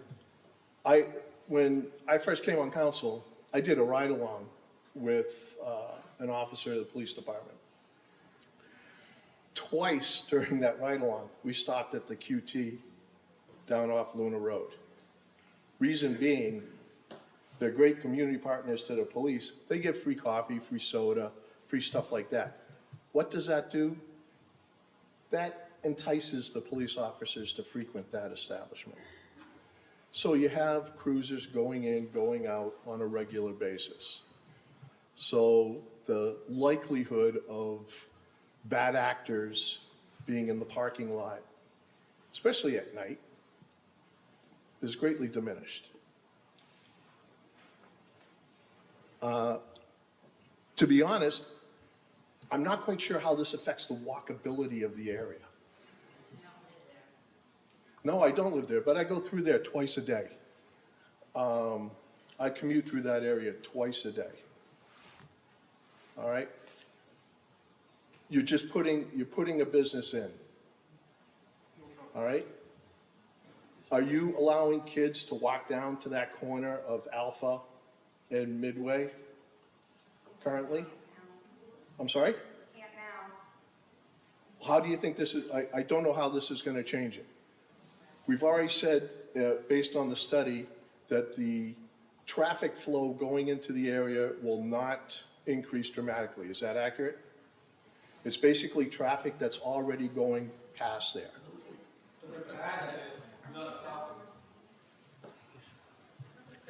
So we're not really increasing traffic flow there. Okay. If we do, Hold on.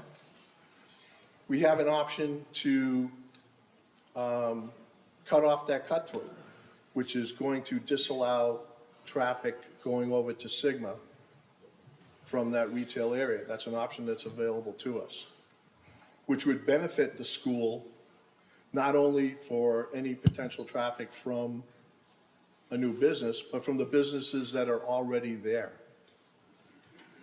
So that could be an overall benefit to the school. So I think we have workarounds that are available that will benefit the area. Bringing a high-quality business that provides services to the area. It was mentioned that, yeah, there's 7 letters against, but there were 6 letters for. Mr. Gallup, who heads the Chamber of Commerce, had great points in regards to where the business community feels about this. And this is on the edge of a business area, a business zoned area. I don't see residential going in there. So the businesses, there's going to be a business there regardless. This is the opportunity to choose the business. And if I were choosing a business, I would want a high-quality business that's going in there, that's a community partner, that provides a service to the community. See if I have any more notes. Oh, and people are talking about duplication of businesses. I am sure QT did a deep dive in regards to the viability of having a station there. So, yeah, I mean, I've worked for Cane's in the past. It's not uncommon for them to want to be right down the street from Chick-fil-A. In the end, their job is to sell chicken, and maybe people like Chick-fil-A better, but on Sunday, they probably like Cane's better. The point is, I remember from graduate school, Hotelling's law. Hotelling was an economist of the early 1900s who said he had this idea that if you had 2 ice cream sellers, by the end of the summer, they will be in the middle so that they get a certain amount of the business. We're happy to go in an area where there are lots of other fuel operators. The inferior ones will not win. This is a way retail pairing helps cities, is when good operators come in, the weakest one leaves, and that provides redevelopment opportunities. That's part of, I think, a healthy cycle. So to protect lesser users is not helpful. So, I don't believe cities should ration land uses. They're not, they don't really know those businesses fundamentally. But yes, we're well aware that there are other people that we believe people that are traveling through here are citizens. They will pick Quick Trip. We already know they do. I mean, that's why their sites are so successful, and they will take business away. I'm not saying there's going to be more demand in this area, but they're going to win the lion's share of it. So we'll see, that, and if you look at those stores, I didn't hear anybody, not a single person said, oh, I love this one. It's so great. They're just there. We're going to put pressure on those stores to either improve their performance or spend money on it or do something so that they have to compete. Otherwise, you're just granting them the ability to continue to be sort of just they're okay, they're here, we got to have gas, it's fine. That's gas is a retail land use and it's a neighborhood services use. And cities should want to have the best, dry cleaner, the best in all these categories. We're the best in our category. I didn't even hear any opposition people say, no one has said we're not a good operator, which is nice. We appreciate that. We just think that this is a location we can manage. I've not heard anyone say that they've been to sites that are dirty. I heard something about panhandling. That doesn't happen at our stores. It certainly does at other gas operators, but they're on it because they know that's how people choose. They choose to shop at Quick Trip. They don't choose on price. That's one of the things you would think that, gas is just a commodity. It's absolutely not. People choose to shop on gas based on other factors. That may be one of them. But we believe even if there were more competitors, we would be largely indifferent to that. This is a good location for us. We're going to perform great. If some other people don't, that's an opportunity for redevelopment, just like you've had, the Tuesday mornings going away, it's being replaced by multifamily, could provide for consolidation of multiple sites if some of those went away. So that retail pairing is often a very healthy thing in terms of redevelopment. Okay. Thank you. I don't have any more comments. Mayor, I had one question. I guess I heard maybe staff or somewhere that, I Quiet, please. Go ahead, sir. So, the new House Bill 24 says there's going to be 60% of opposition to trigger the supermajority. So, and that's based on land area, not number of notices. So I want to make sure before we vote, we know what we're voting on and what the threshold for approval or denial is, because maybe I'm a little uncertain at this point about what it is. I know it used to be 20%, but the legislature likes to change things. It's 20%. On this? And you've got 20%. or Okay, more. fine. Y'all have calculated. I just want to make sure. On land area, okay. Okay. I'll entertain a motion to close the public hearing. Mayor, I move to Can I close make the a public. final comment? Oh, well, we're still going to have discussion. We're just Oh, closing. okay. Okay. So, Yeah, Mayor, I move to close the public hearing. I second. thank you. Motion to close the public hearing. And a second. All in favor of closing the public hearing?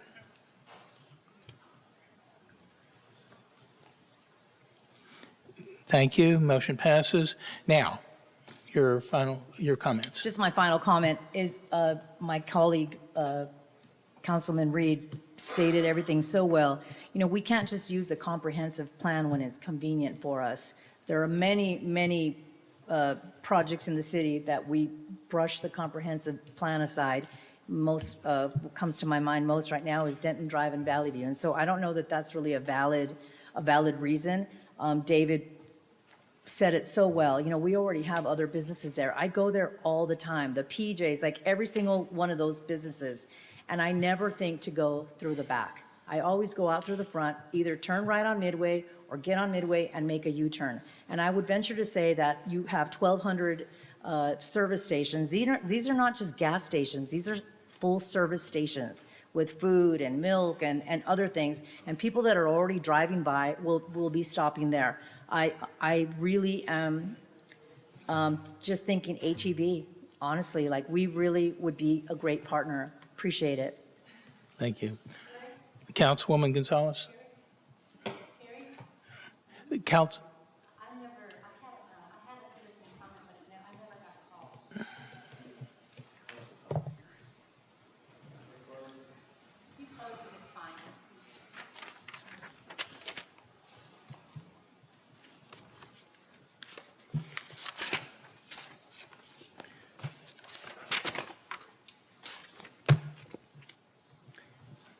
I did overlook you. I will allow final comment. So that is my mistake. My name is Brenda Broderick, and I live at 13531 Rawhide.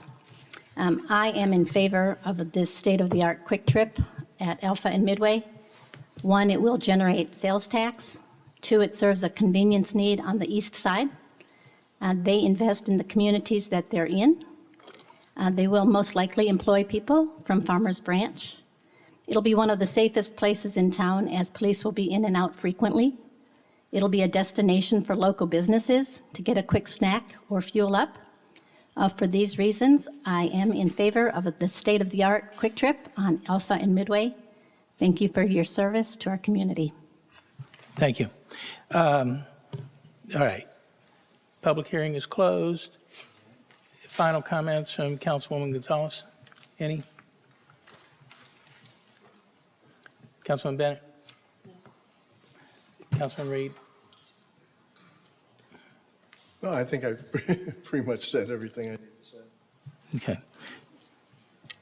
I urge my colleagues to look at the future, 5 years, once that lease is up. I urge my colleagues to look at the future of the city, not just what is in front of us for 1 or 2 years. Thank you. Councilman Neal? Thank you, Mayor. I'd just like to address some of the comments made by my colleagues here, one of which is that this is just an SUP. And yes, while this may be an SUP, this SUP has conditions that are very much different than the other SUPs that are just north of that area. So I think we have to look at it on a case-by-case basis, and not just because we have an SUP just nearby or north doesn't mean that this SUP is appropriate either.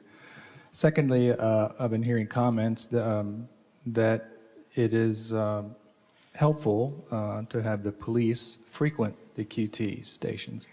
And while I don't really object to that, I think I'd much rather have my police in my community looking at crime and issues in that area. And I don't think our police chief would allow them to stay and spend too much time at a QT.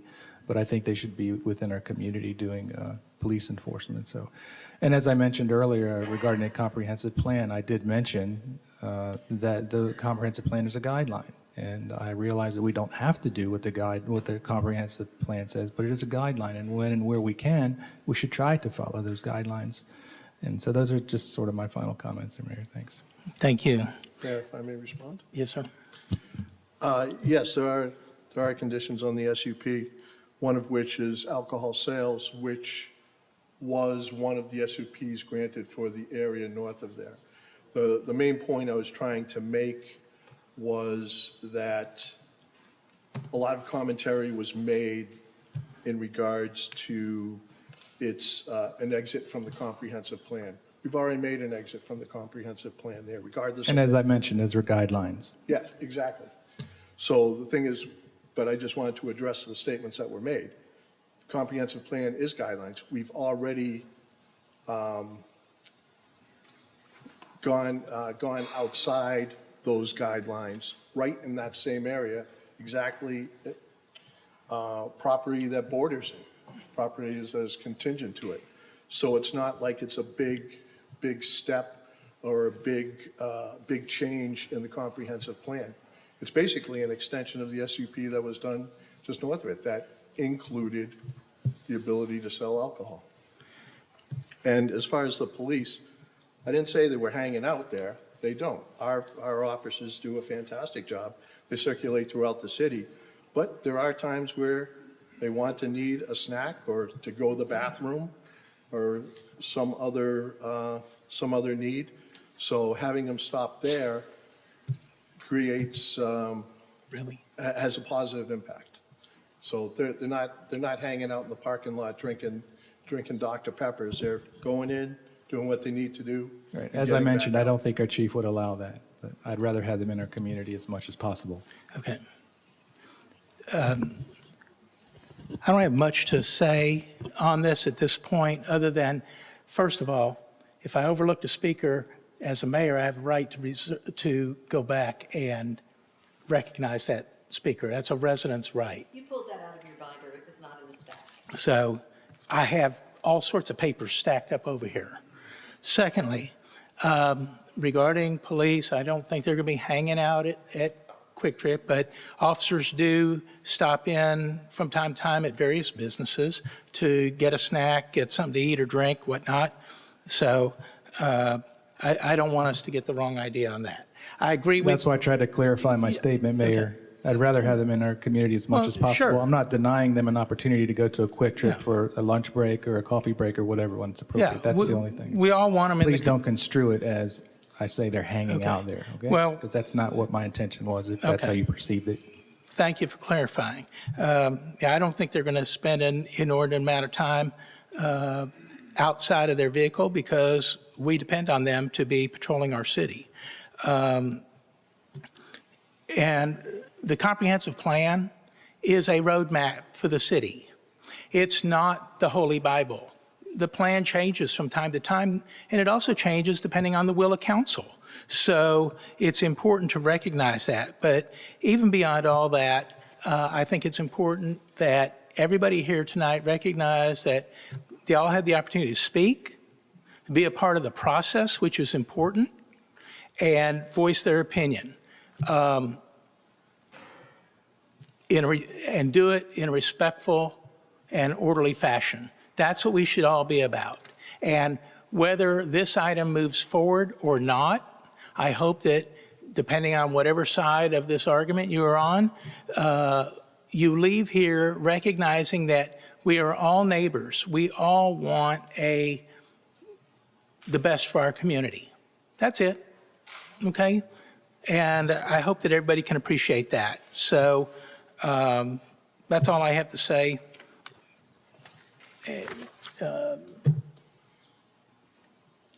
I'll entertain a motion. This will require a supermajority, and would that be actual roll call? Okay. So Mayor, 4 out of 5. 4. What? I'm sorry, I was about to make a motion, that's all. Oh, okay, go ahead. Mayor, I move to deny with prejudice ordinance 3987 and 3989, such that, I'll second. wait, I'm not finished. Let me start again. I move to deny with prejudice ordinances 3987 and 3989, such that it does not come back on another agenda unless there is a material change in the application. I'll second. We have motion and second. If you would, please indicate your vote to deny the motion.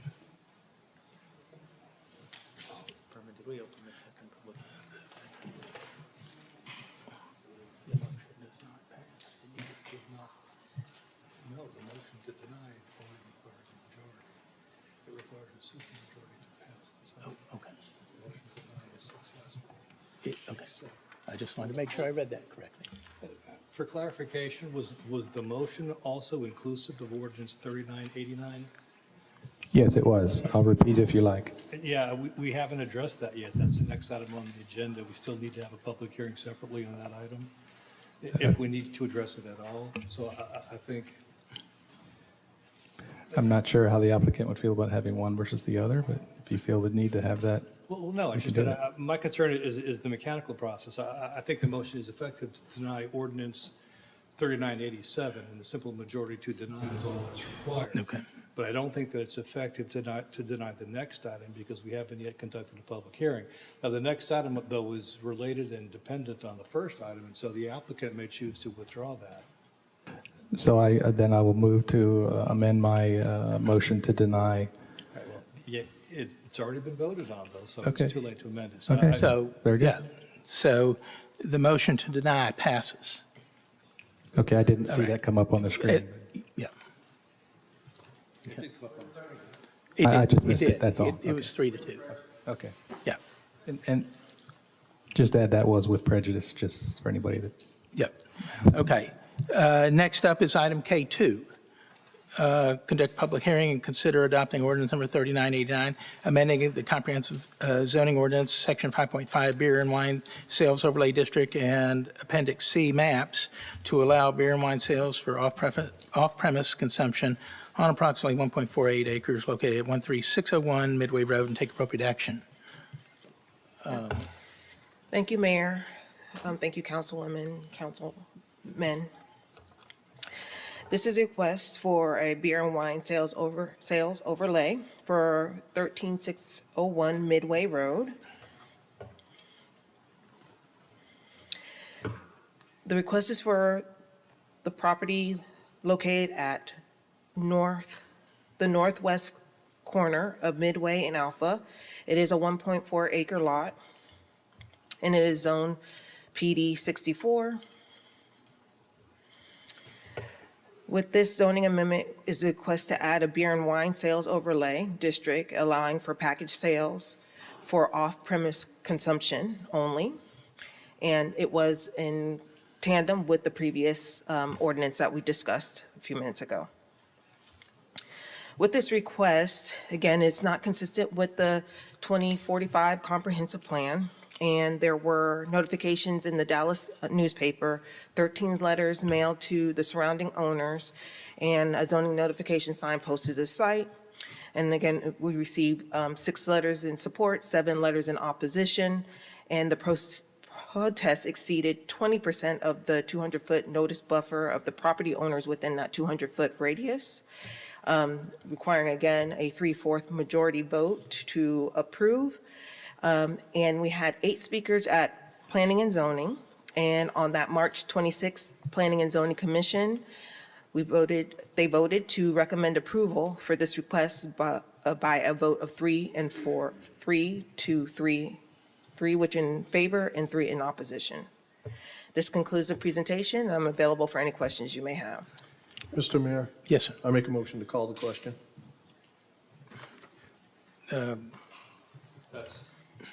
A motion to call the question is a motion to end the debate. We haven't conducted a public hearing, which is the next item on the agenda. The motion would be, a motion to call the question, or calling the question would be appropriate after the conclusion of the public hearing. Yep. So I make a motion to conclude the public hearing. I haven't even called for it yet. It has to be open first. Let's see you get it. Understood, but I got to go through the process. This is a public hearing. I do not have anybody signed up to speak on this particular item, so. Mr. Motion, Yes. it's only 8 o'clock. Mr. Mayor, I make a motion that we end the public hearing. I second. We have motion and a second to end the public hearing. All in favor of closing the public hearing? Show of hands. Oh, there we go. Okay. Public hearing is closed. Mr. Mayor, I make a motion that we call the question. A motion to call the question is formally a motion that under Robert's rules must be seconded and then voted on by a 2/3 majority to take effect. I'll second. We have motion and second to call question. If you would, please indicate your vote.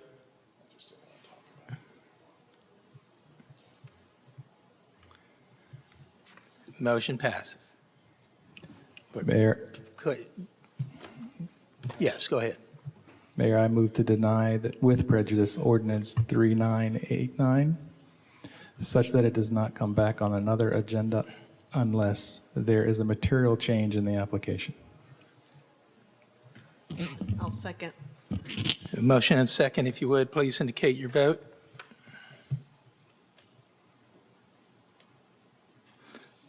Motion passes. Thank you. All right. Next up is item L1, discuss electioneering requirements associated with city elections and determine if amendments to the Code of Ordinances are necessary.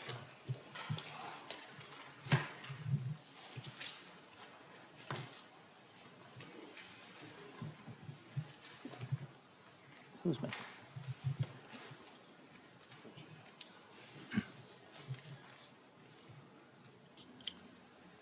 So I guess I'll start if nobody else is going to take the lead on this. I think this was an agenda item that was placed on the agenda at the request of Councilmember Elizabeth. It had to do with questions dealing with the apparent unfairness of council members, our council members who were involved in campaigns, from being at a clear disadvantage from other candidates who were not incumbents in connection with electioneering. So I think the first issue is, what questions do you have, if any? And then tell me what issues that you think needs to be addressed. I'm happy to talk about it in detail.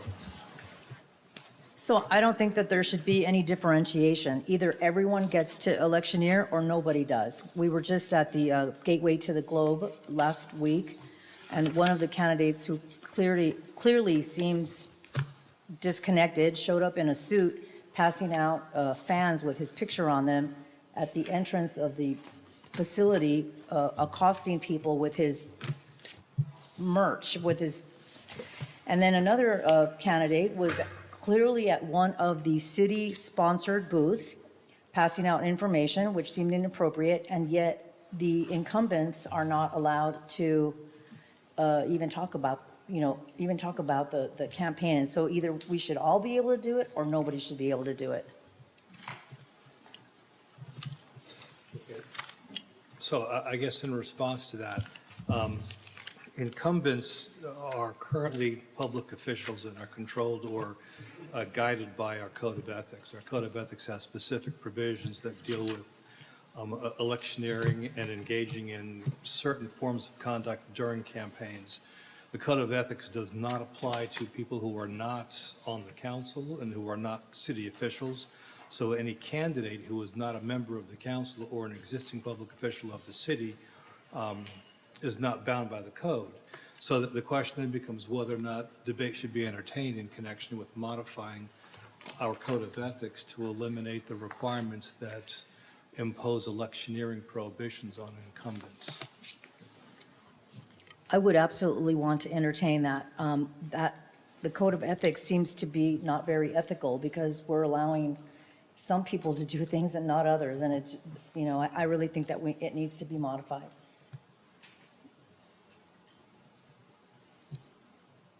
Well, I don't have anything else to say. I mean, if there's no discussion on it, I mean, I think that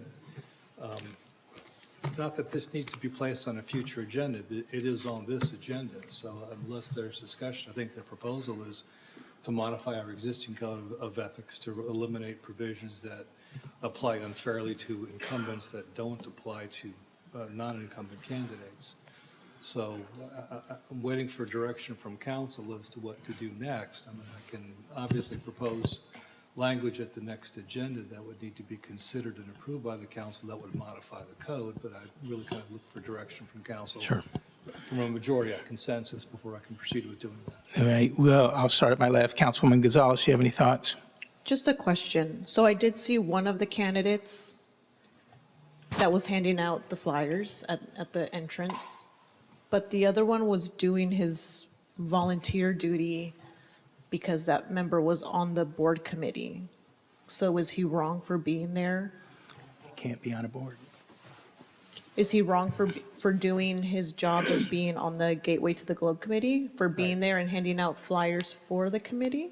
I know Ben's wanting to say something. Just to make sure as you respond to this one, to clarify, that's a subcommittee. It's not, okay. just Sorry, making yeah, sure. I'm so sorry. Different rules of engagement. I'm so sorry. Yeah, so. That's what I want to clarify. You Like, can't be a candidate for council if you are on a council-appointed board or commission. However, as I understand it, and this was something that was addressed internally a while back, that particular individual was a member of, I guess, a subcommittee of a committee that the council appoints. The council did not appoint that person to that subcommittee. I think that's been done before in other circumstances by others. There's nothing wrong with him. He's too far removed from the council. He's not under the council's control, in other words. So, yeah, he could do that and still run for office. But whether it's bad form is a completely different question. It's just not something that's enforceable by the council. okay, but I'm just like, but is it wrong that he was there just handing out passports for the Gateway, not campaigning as the other candidate was campaigning? That's kind of a political and not a legal. I guess that's just what I'm trying to understand. Like, is that what you're upset about, that he was there doing passports and talking to, just like, here, do your passport, but the other one was actually handing out literature? So I get that one. I get the one that was handing out the literature, but the second candidate wasn't handing out his literature. I'm not upset about it. I just want it to be what's good for the goose is good for the gander. Either we all electioneer or none of us electioneer. And so while you're standing at the table, more than one person came to me and said, you know, this other candidate is at a city-sponsored booth and he's talking to residents about, you know, his campaign. Whether it's true or not, it's really not really that important. The important thing is that we should either all be able to electioneer or none of us should. One thing that, you know, comes to mind, like I have business cards. I go through business cards like crazy. I was just at the shredding and e-recycling event, and I passed out probably 50 business cards on that day. So when it comes time to getting, you know, to running for re-election, is that going to be considered electioneering because I'm an incumbent? It just doesn't make sense. Does that answer your question? I don't know. I guess just because one of them's like, he's actually handing out the stuff. And telling people about his. Right. One of them's actually doing, like, handing it out, but the other one was, so he got asked a question. So- To my understanding, so like, okay, so like when I was campaigning, I was doing my PTA stuff, I was told I cannot go up and be like, hey, I'm running, vote for me. But if somebody asked me, hey, are you running? I could have said yes. And my husband could have said something, but I am not engaging in that conversation. So are we going to punish the candidate because somebody asked, like, hey, are you really running? And they answered the question, and then it just kind of became a snowball? Well, the answer to the question is, hey, I'm working as a volunteer right now. I'd love to talk to you about this afterward. It's just like the mayor going up to welcome everybody at Gateway to the Globe and saying, welcome everyone, and by the way, I'm running for re-election. Like, that would be inappropriate and in the same way. I did not do that. No, you did not do that. I'm using it as an example. And so that's kind of the point, like whether he actually, it's the optics. It's really the optics. And then, standing in a suit and tie at the entrance, passing out fans with your picture on them, I mean, and the other incumbent, like Tina, is not allowed to talk about her campaign to anybody, and yet her opponent is allowed. And so it seems like not a good, it's just not a good visual. Okay. Councilwoman Bennett?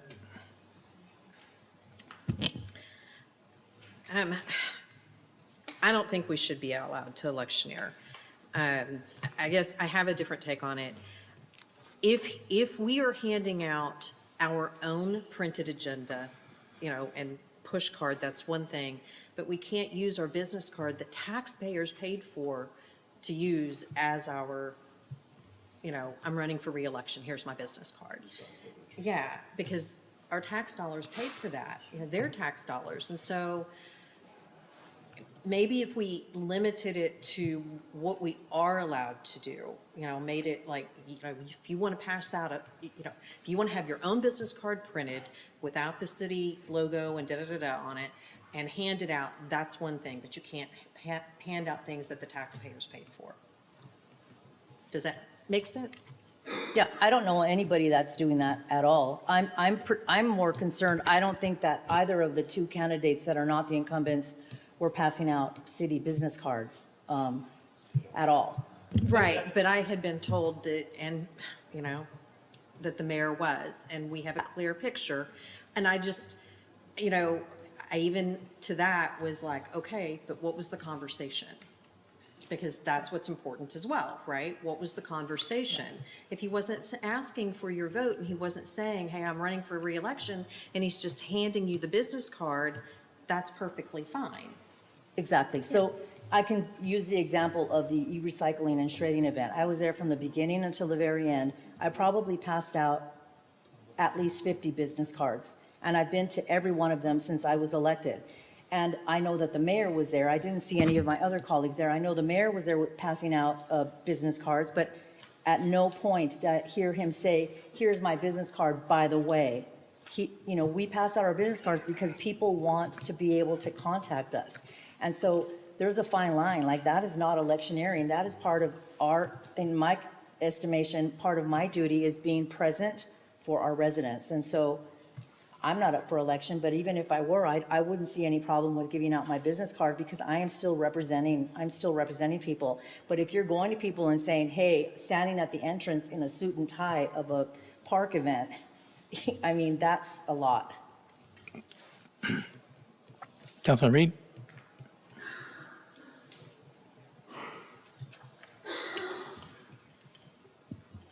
I think it's part of the requirements now that you cannot use city resources to campaign, which, as you pointed out, a city-issued business card is. So if that's the fine line, so be it.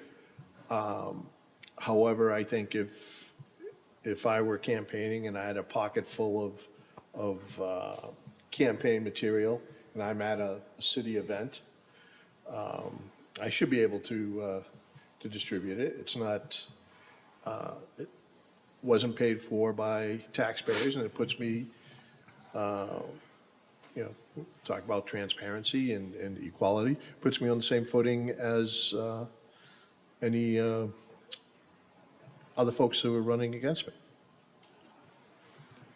Councilman Neal?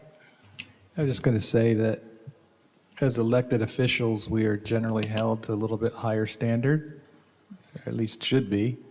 I think that Texas state law is pretty clear about utilization of taxpayer resources, whether it be business cards or any other type of thing, as part of an electioneering effort is prohibited. So if we were to change this or move towards changing it, I would have some concern that a potential candidate or a couple of candidates put forth a citywide event such that they can go there and then campaign. Because then that becomes a taxpayers type of an event. And if we're talking about changing that to allow them, then I think that would be inappropriate and conflict with the state laws, as I understand them. Maybe the city attorney could help me or clarify if that's true or not. But. No, there are a series of requirements under the Texas Election Code that deal with campaigning and campaign materials.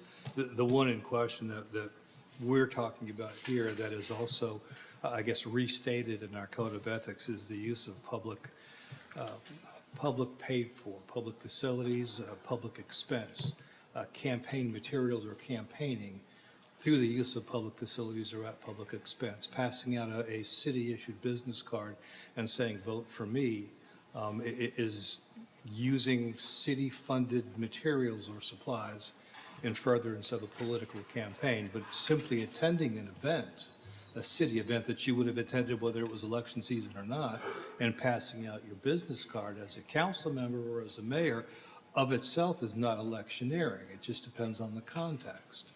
So whether our code of ethics prohibits the use of publicly funded equipment or materials as a part of a campaign, whether it says so or not, it's still going to be superseded by state law, and the prohibition will still nevertheless Right, exist. the prohibition applies, right? Exactly, regardless of whether our code says so. And so I think that to focus the issue, it's really whether or not the rules that non-public officials get to go by when they run their campaigns should be the same rules that elected officials get to go by. I would agree. And, you know, I just saw somebody's push card today with their big giant smile and then a giant water tower that says Farmers Branch in the background. But I didn't even bother saying anything because I thought, well, they're going to say they're not an elected official. They can do whatever they want, basically. And, I mean, is that appropriate? Because it's not appropriate for us. Well, I'm not quite sure that it's inappropriate for you. I mean, if you're having an arranged photo shoot taken before an organized group of police squad cars or fire trucks, that would be inappropriate. But if it's just, I mean, it's not like you're moving a water tower to a location for the benefit of your photo shoot. I don't think it would be a violation for you to have your photograph taken in front of a city building or a city facility. But if it were arranged so that it was done at a city expense, that I'd have an issue with. So having someone having their picture taken in front of a water tower, I don't think there's no city expense involved in it. That water tower's going to be there no matter what. It's just a question of location. So no, that's not a problem. So what I'm hearing is inconsistency. And going back to the point that was just brought up, yes, there was a candidate who clearly has his face on his campaign material with a Farmers Branch water tower. Right there, it says Farmers Branch.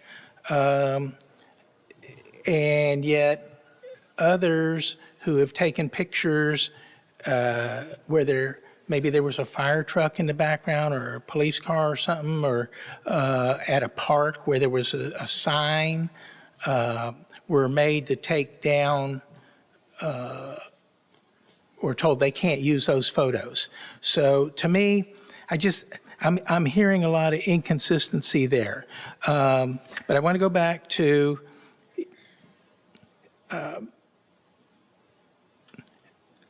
I would like to see us take a look at boards, commissions, and/or subcommittees. They should all fall under the same, in my mind, the same rules. While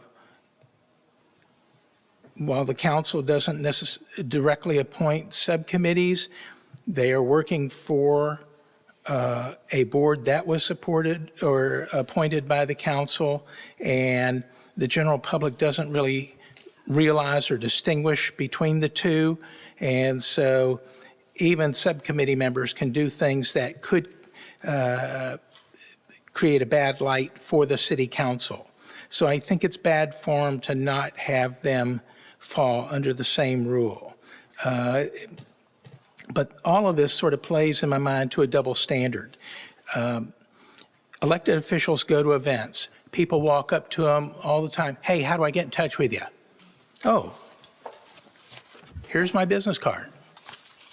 Okay, that is to be expected. That is part of the job of an elected official, is to provide a resident their card when asked, and so folks know how to get in touch with them. That happens all the time. Okay, I hadn't seen anybody. Here's my card, vote for me. That's not necessarily seeing that, but I think when you look at all this, if somebody observes that, well, were they right there to hear what was said? This isn't question and answer. Were they there to hear what was said? It's people talk. And I get, I'm sensing that some folks don't want anybody to talk to anybody else. And I think that's a huge mistake. I think we just set a rule, or maybe a policy rather, that says either everybody can electioneer or nobody can electioneer at city events. I don't know if that's legal or not. You'll have to research that. We know when people have come to town halls that we've had at the Branch Connection and whatnot, cards have been handed out. Is that considered electioneering? Well, I don't know whether it is. Or aren't you always running for something? You're saying no. I mean, No, I'm not always running for something. Okay, but somebody could construe it that way, and that is up That's to. hard. That's hard, yeah. Yeah, it's up to the way the receiver of the message interprets the message. And 10 people could interpret it 10 different ways, okay? Yeah, I equate it to talking with staff, right? Yes. Depends on how they perceive the comment, right? Yes, we should be able to have conversations, and those conversations not be perceived as giving direction. So there is a lot of gray area here. I would try to look for a way to maybe even up the playing field for everybody, or make it such that our rules are very clear, and that we just don't have this constant at each other, not just the council at each other, but residents trying to pick apart their elected officials and whatnot. We have business of the city to conduct, and yet some people aren't, they're just not on board with that. They don't understand that, so. Yeah, I agree. Like today, there are 2 incumbents, but you're still on council and mayor until May. Next year, there will be 2 more incumbents, and they will still continue to serve the city. And so that is why I feel uncomfortable with picking at it. Page 2 of the document, the memorandum that we received, while attending a city event or city-sponsored event, people may distribute political signs and electioneering literature and engage people in conversation. They can wear a hat, shirt, or button and hand out signs and materials, but may not set up a table or other improvement to display electioneering materials unless the city allows other persons or organizations to do so. And so in Spanish, we would say, o sí o no, like either we can or we can't. I would just like to make sure that whatever language, if you're looking to change here, that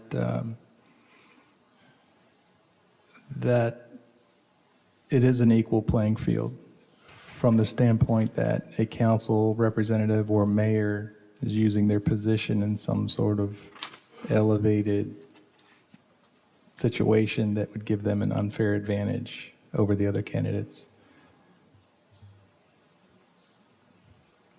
I'm not sure I understand you. So, try to give you a hypothetical here. It's probably a bad one, but okay, go ahead, David. I think you're saying something like, if an incumbent, we're at an event and we're on the stage opening up an event, that the incumbent has can't say, hey, and vote for me, I'm going for reelection, because that's an opportunity that the other Exactly. other Exactly. It's not a level playing field for everyone. folks do not have. Yeah, I agree with that completely. And that's the way the system worked at Gateway to the Globe. As mayor made a opening stage announcement, welcoming everybody, introduced all the council. And that was pretty much it. So, okay. Is there action to be made on this item, or? Actually, I'm really kind of trying to figure out if there's a consensus to reconsider or to consider a change in our code of ethics.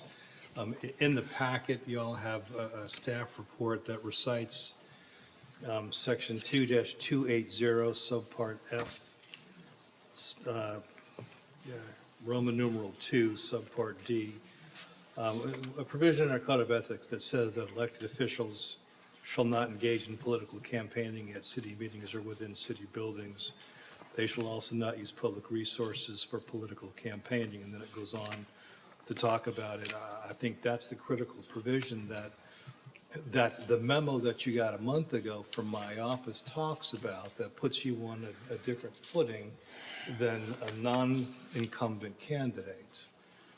And so the state law would still control your behavior. In other words, you still can't use public funds or public facilities for campaigning purposes.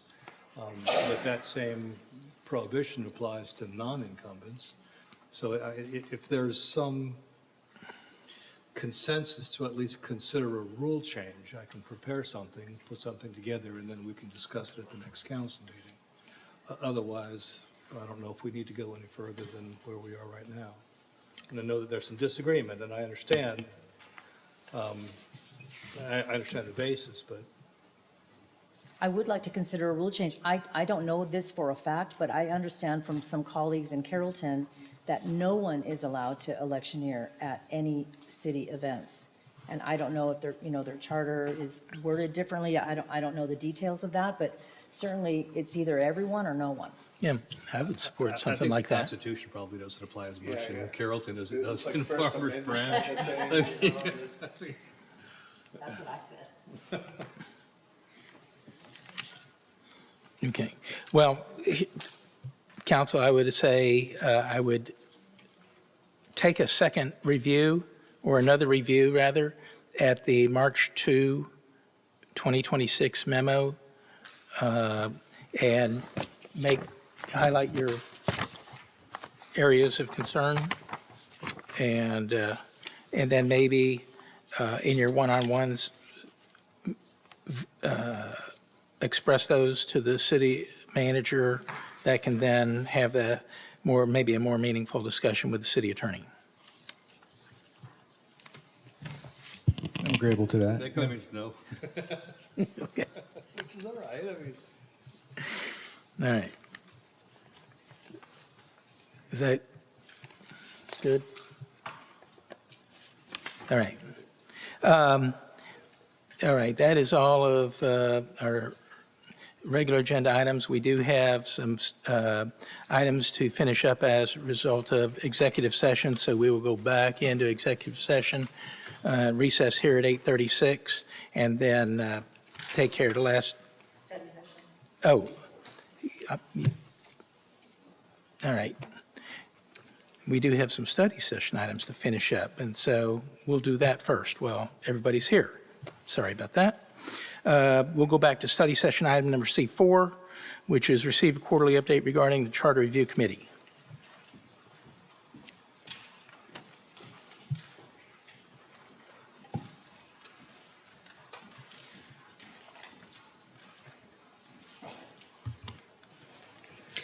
Hello, Mayor, Council, Aaron Flores, Senior Management Analyst, and I'm here to give our quarterly update for the Charter Review Committee. So just a little background, on November 18th, the Charter Review Committee was established and members were appointed. They have met on the third Wednesday monthly ever since the appointment, and they're reviewing the charter by article and section very thoroughly, giving it a good review. They have made multiple recommendations, and I will go over those with y'all today. So the recommendations that have been made to be placed on the ballot that they'll be bringing forward is an amendment to Article 1, Section 1.07, just simplifying the language, not substantive change, just simplifying. Article 2, Section 2.06, they are going to recommend to give the city council the power to appoint or remove the city attorney. And Article 2, Section 2.12, they're recommending to change the language for removing the municipal court judge to at will. Then they have also made several recommendations that are not to be placed on the ballot, just recommendations they would like to give to the city council. One is recommendation to amend the code of ethics as it relates to council decorum, including decorum related to frivolous ethics complaints. They feel that could be handled within the code of ethics. They want to recommend that coordination be made with the city manager as it relates to staff interactions. They do not recommend changing that in the charter at this time. And an amendment to the code of ethics to require annual training for the city council. That will also be covered under the code of ethics. They also recommend to establish an independent ethics committee utilizing already authorized powers within the code of ordinances that the city council already has. And they want to recommend to establish rules for adding an agenda item within your rules of procedure, which you all discussed recently. Some of the upcoming discussions that are scheduled is adding an at-large member of council to the structure of the city council.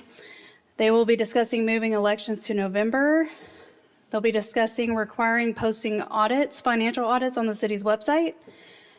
They're also going to have a discussion regarding requiring a supermajority vote when there are only 3 voting members of council present. They'll be discussing abstentions and what that means, and penalties for council members who resign midterm. And lastly, they'll be discussing the creation of a transit committee for transit service in the city. And I am here for any questions. Councilwoman Gonzalez? None for me, Mayor, thanks. Councilwoman Bennett? None for me, thank you. Councilman Reed? Question, I know that we had posed the idea of changing the number of council members that constitutes a quorum. I don't see that on here. Has that been discussed? That has not been finally recommended, so they'll be, I believe, still talking about that at the next meeting. I'll need to go back and check on that one. Okay, yeah, because I just didn't see it in upcoming discussions, so. Okay, I'll look on that one and I'll get you an answer on that one. Councilwoman It's Villafranca? upcoming. It's upcoming. Okay. Councilwoman Villafranca? Thank you so much, Aaron. I've attended, I think, all of the meetings, and I just want to say the Honorable Cristal Ratana is doing an incredible job. Great team. The best thing we could have done was add more members so that the people that left or didn't ever show up, you're doing a great job. Thank you. Thank you. Councilman Neal? Thank you, Mayor. This is an item that I asked to come forward. I'm not here to discuss the items of any specifics, but I'd rather just get a sense and feel of, there was an initial timeline put together of going through certain articles over a certain time, and I just want to kind of make sure that everything is on schedule, that there aren't any particular roadblocks that are holding them up, or extensive discussions that are taking much longer. Just kind of get a feel for if they're on track to accomplish the tasks. Sure. So Article 2 did take 2 meetings to discuss, which was not originally planned. Right. So we did add an additional meeting at the end just to give them that little extra time, which we had discussed previously just in case one of the items took longer. So yes, there was a meeting added at the end. Okay, yeah, I just want to make sure that we're sort of on schedule. If we Yeah. need to give them more time, we can talk about doing that. If they We're finish early. still on schedule at We this finish early, then we point. can address Yeah. that too. I just kind of make sure that everything's going smoothly and Yeah, no delays. sure. Thank you. Aaron, is it correct that the items coming out of this committee are just recommendations to the city council, and the council will vote whether to accept or That is not correct. accept? Okay. Yes. Okay. Any other questions, comments?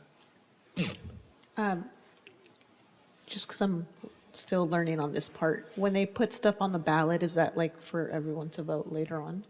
For the, yeah, like the ballot elections? being a general election, or, yes. Okay, so when would that be that we have to vote if we want, if like council wants to do that? Yeah, I could give a brief overview if that's all right.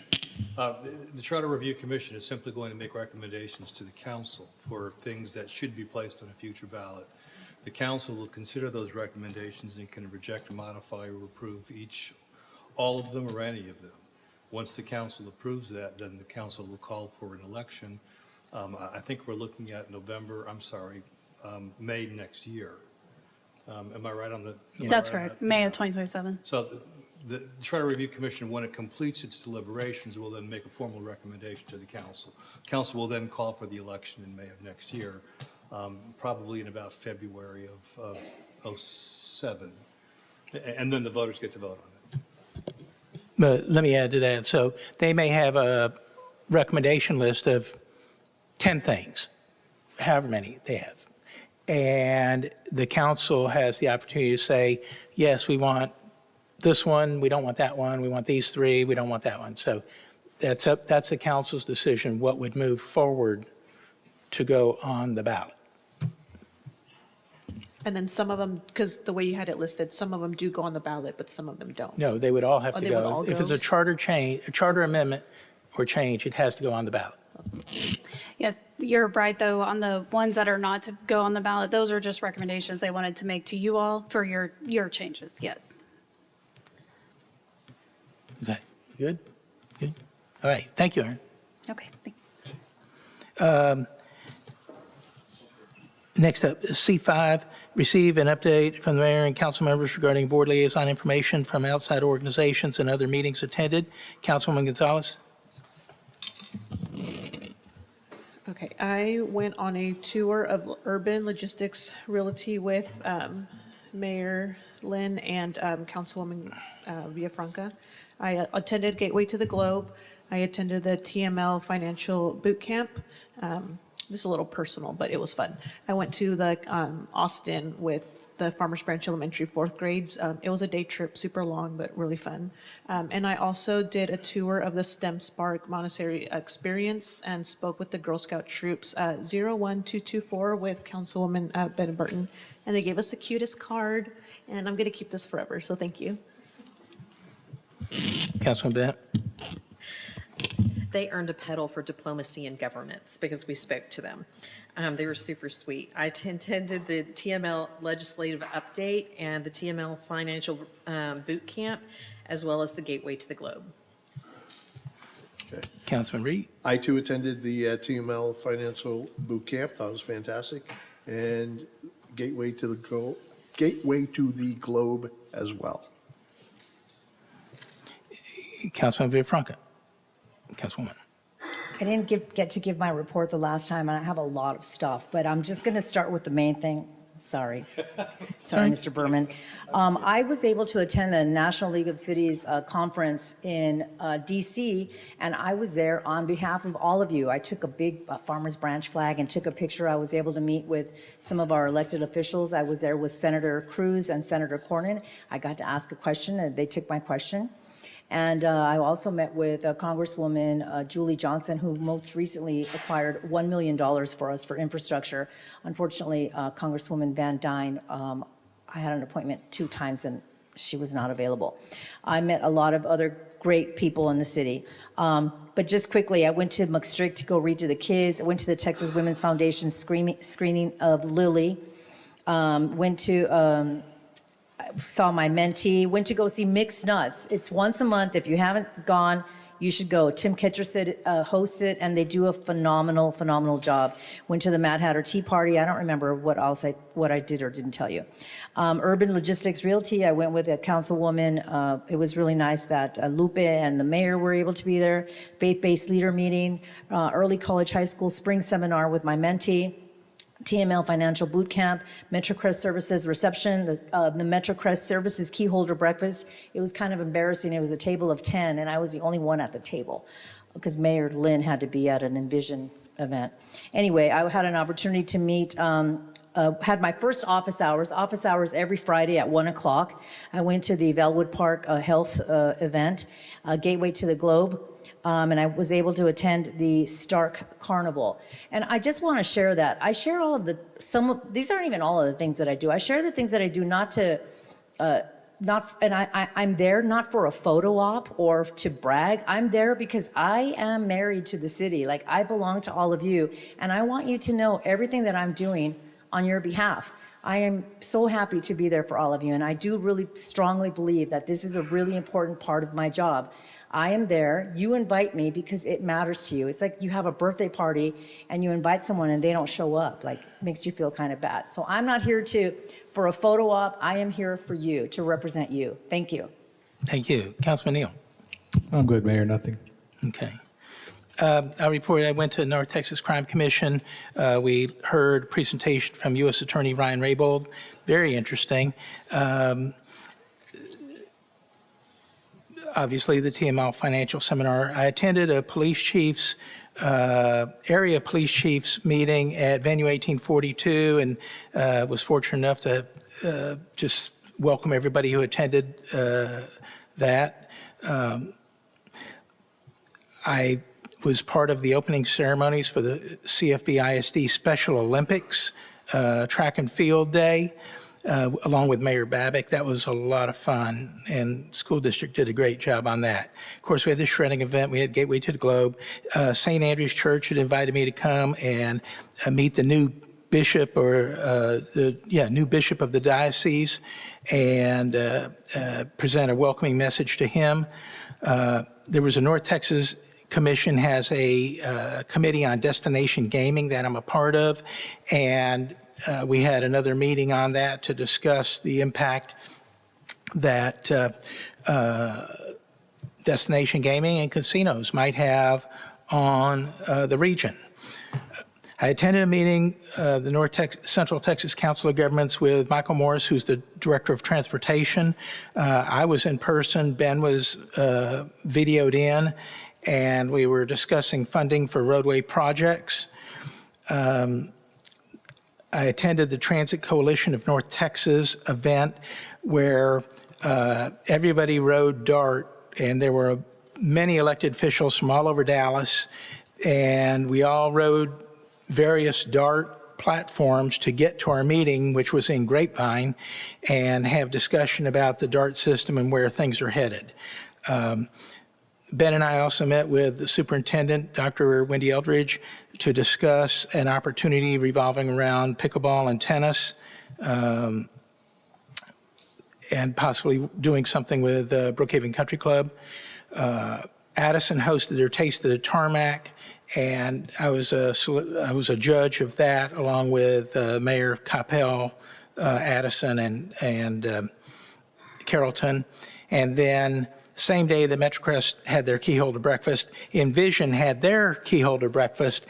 And so that was a great event to be at also. I'm so glad that I got to attend. And that's it. So next up is item C6, review and discuss future agenda items. Councilwoman Gonzalez. Councilwoman Bennett. Councilman Reed. Councilman Villafranca. Nothing, thank you. Councilman Neal. Nothing, Mayor. Okay. I have one item, and that is I would like staff to investigate creation of a statement of financial condition that would be added to a open disclosure for all candidates running for office in the city. And with that, that concludes our regular business. We do have some executive session items to finish up, and so we will recess at 8:52 to go back and take care of that, and then come back out afterwards. Thank you all for coming tonight, sitting through all this.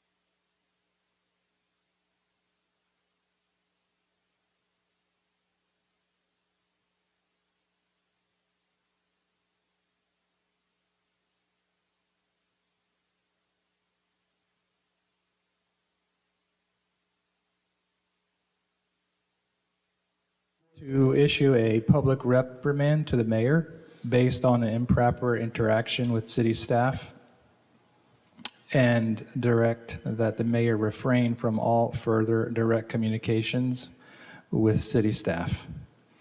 In the absence of the city manager, a third party must be present when interacting with the deputy city manager. Furthermore, council recommends sensitivity training, and any further incidents will lead to a public hearing by the city council. I second. A motion and a second, if you would indicate your vote.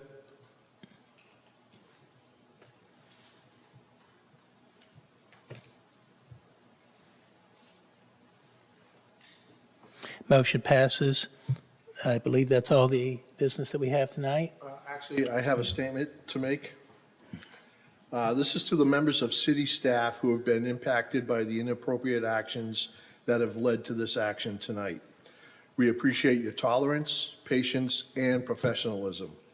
Our goal and desire is to not have any repeat of these events moving forward. I would agree. All right. Is that it? All right. Well, we will adjourn at 11:07. Thank you.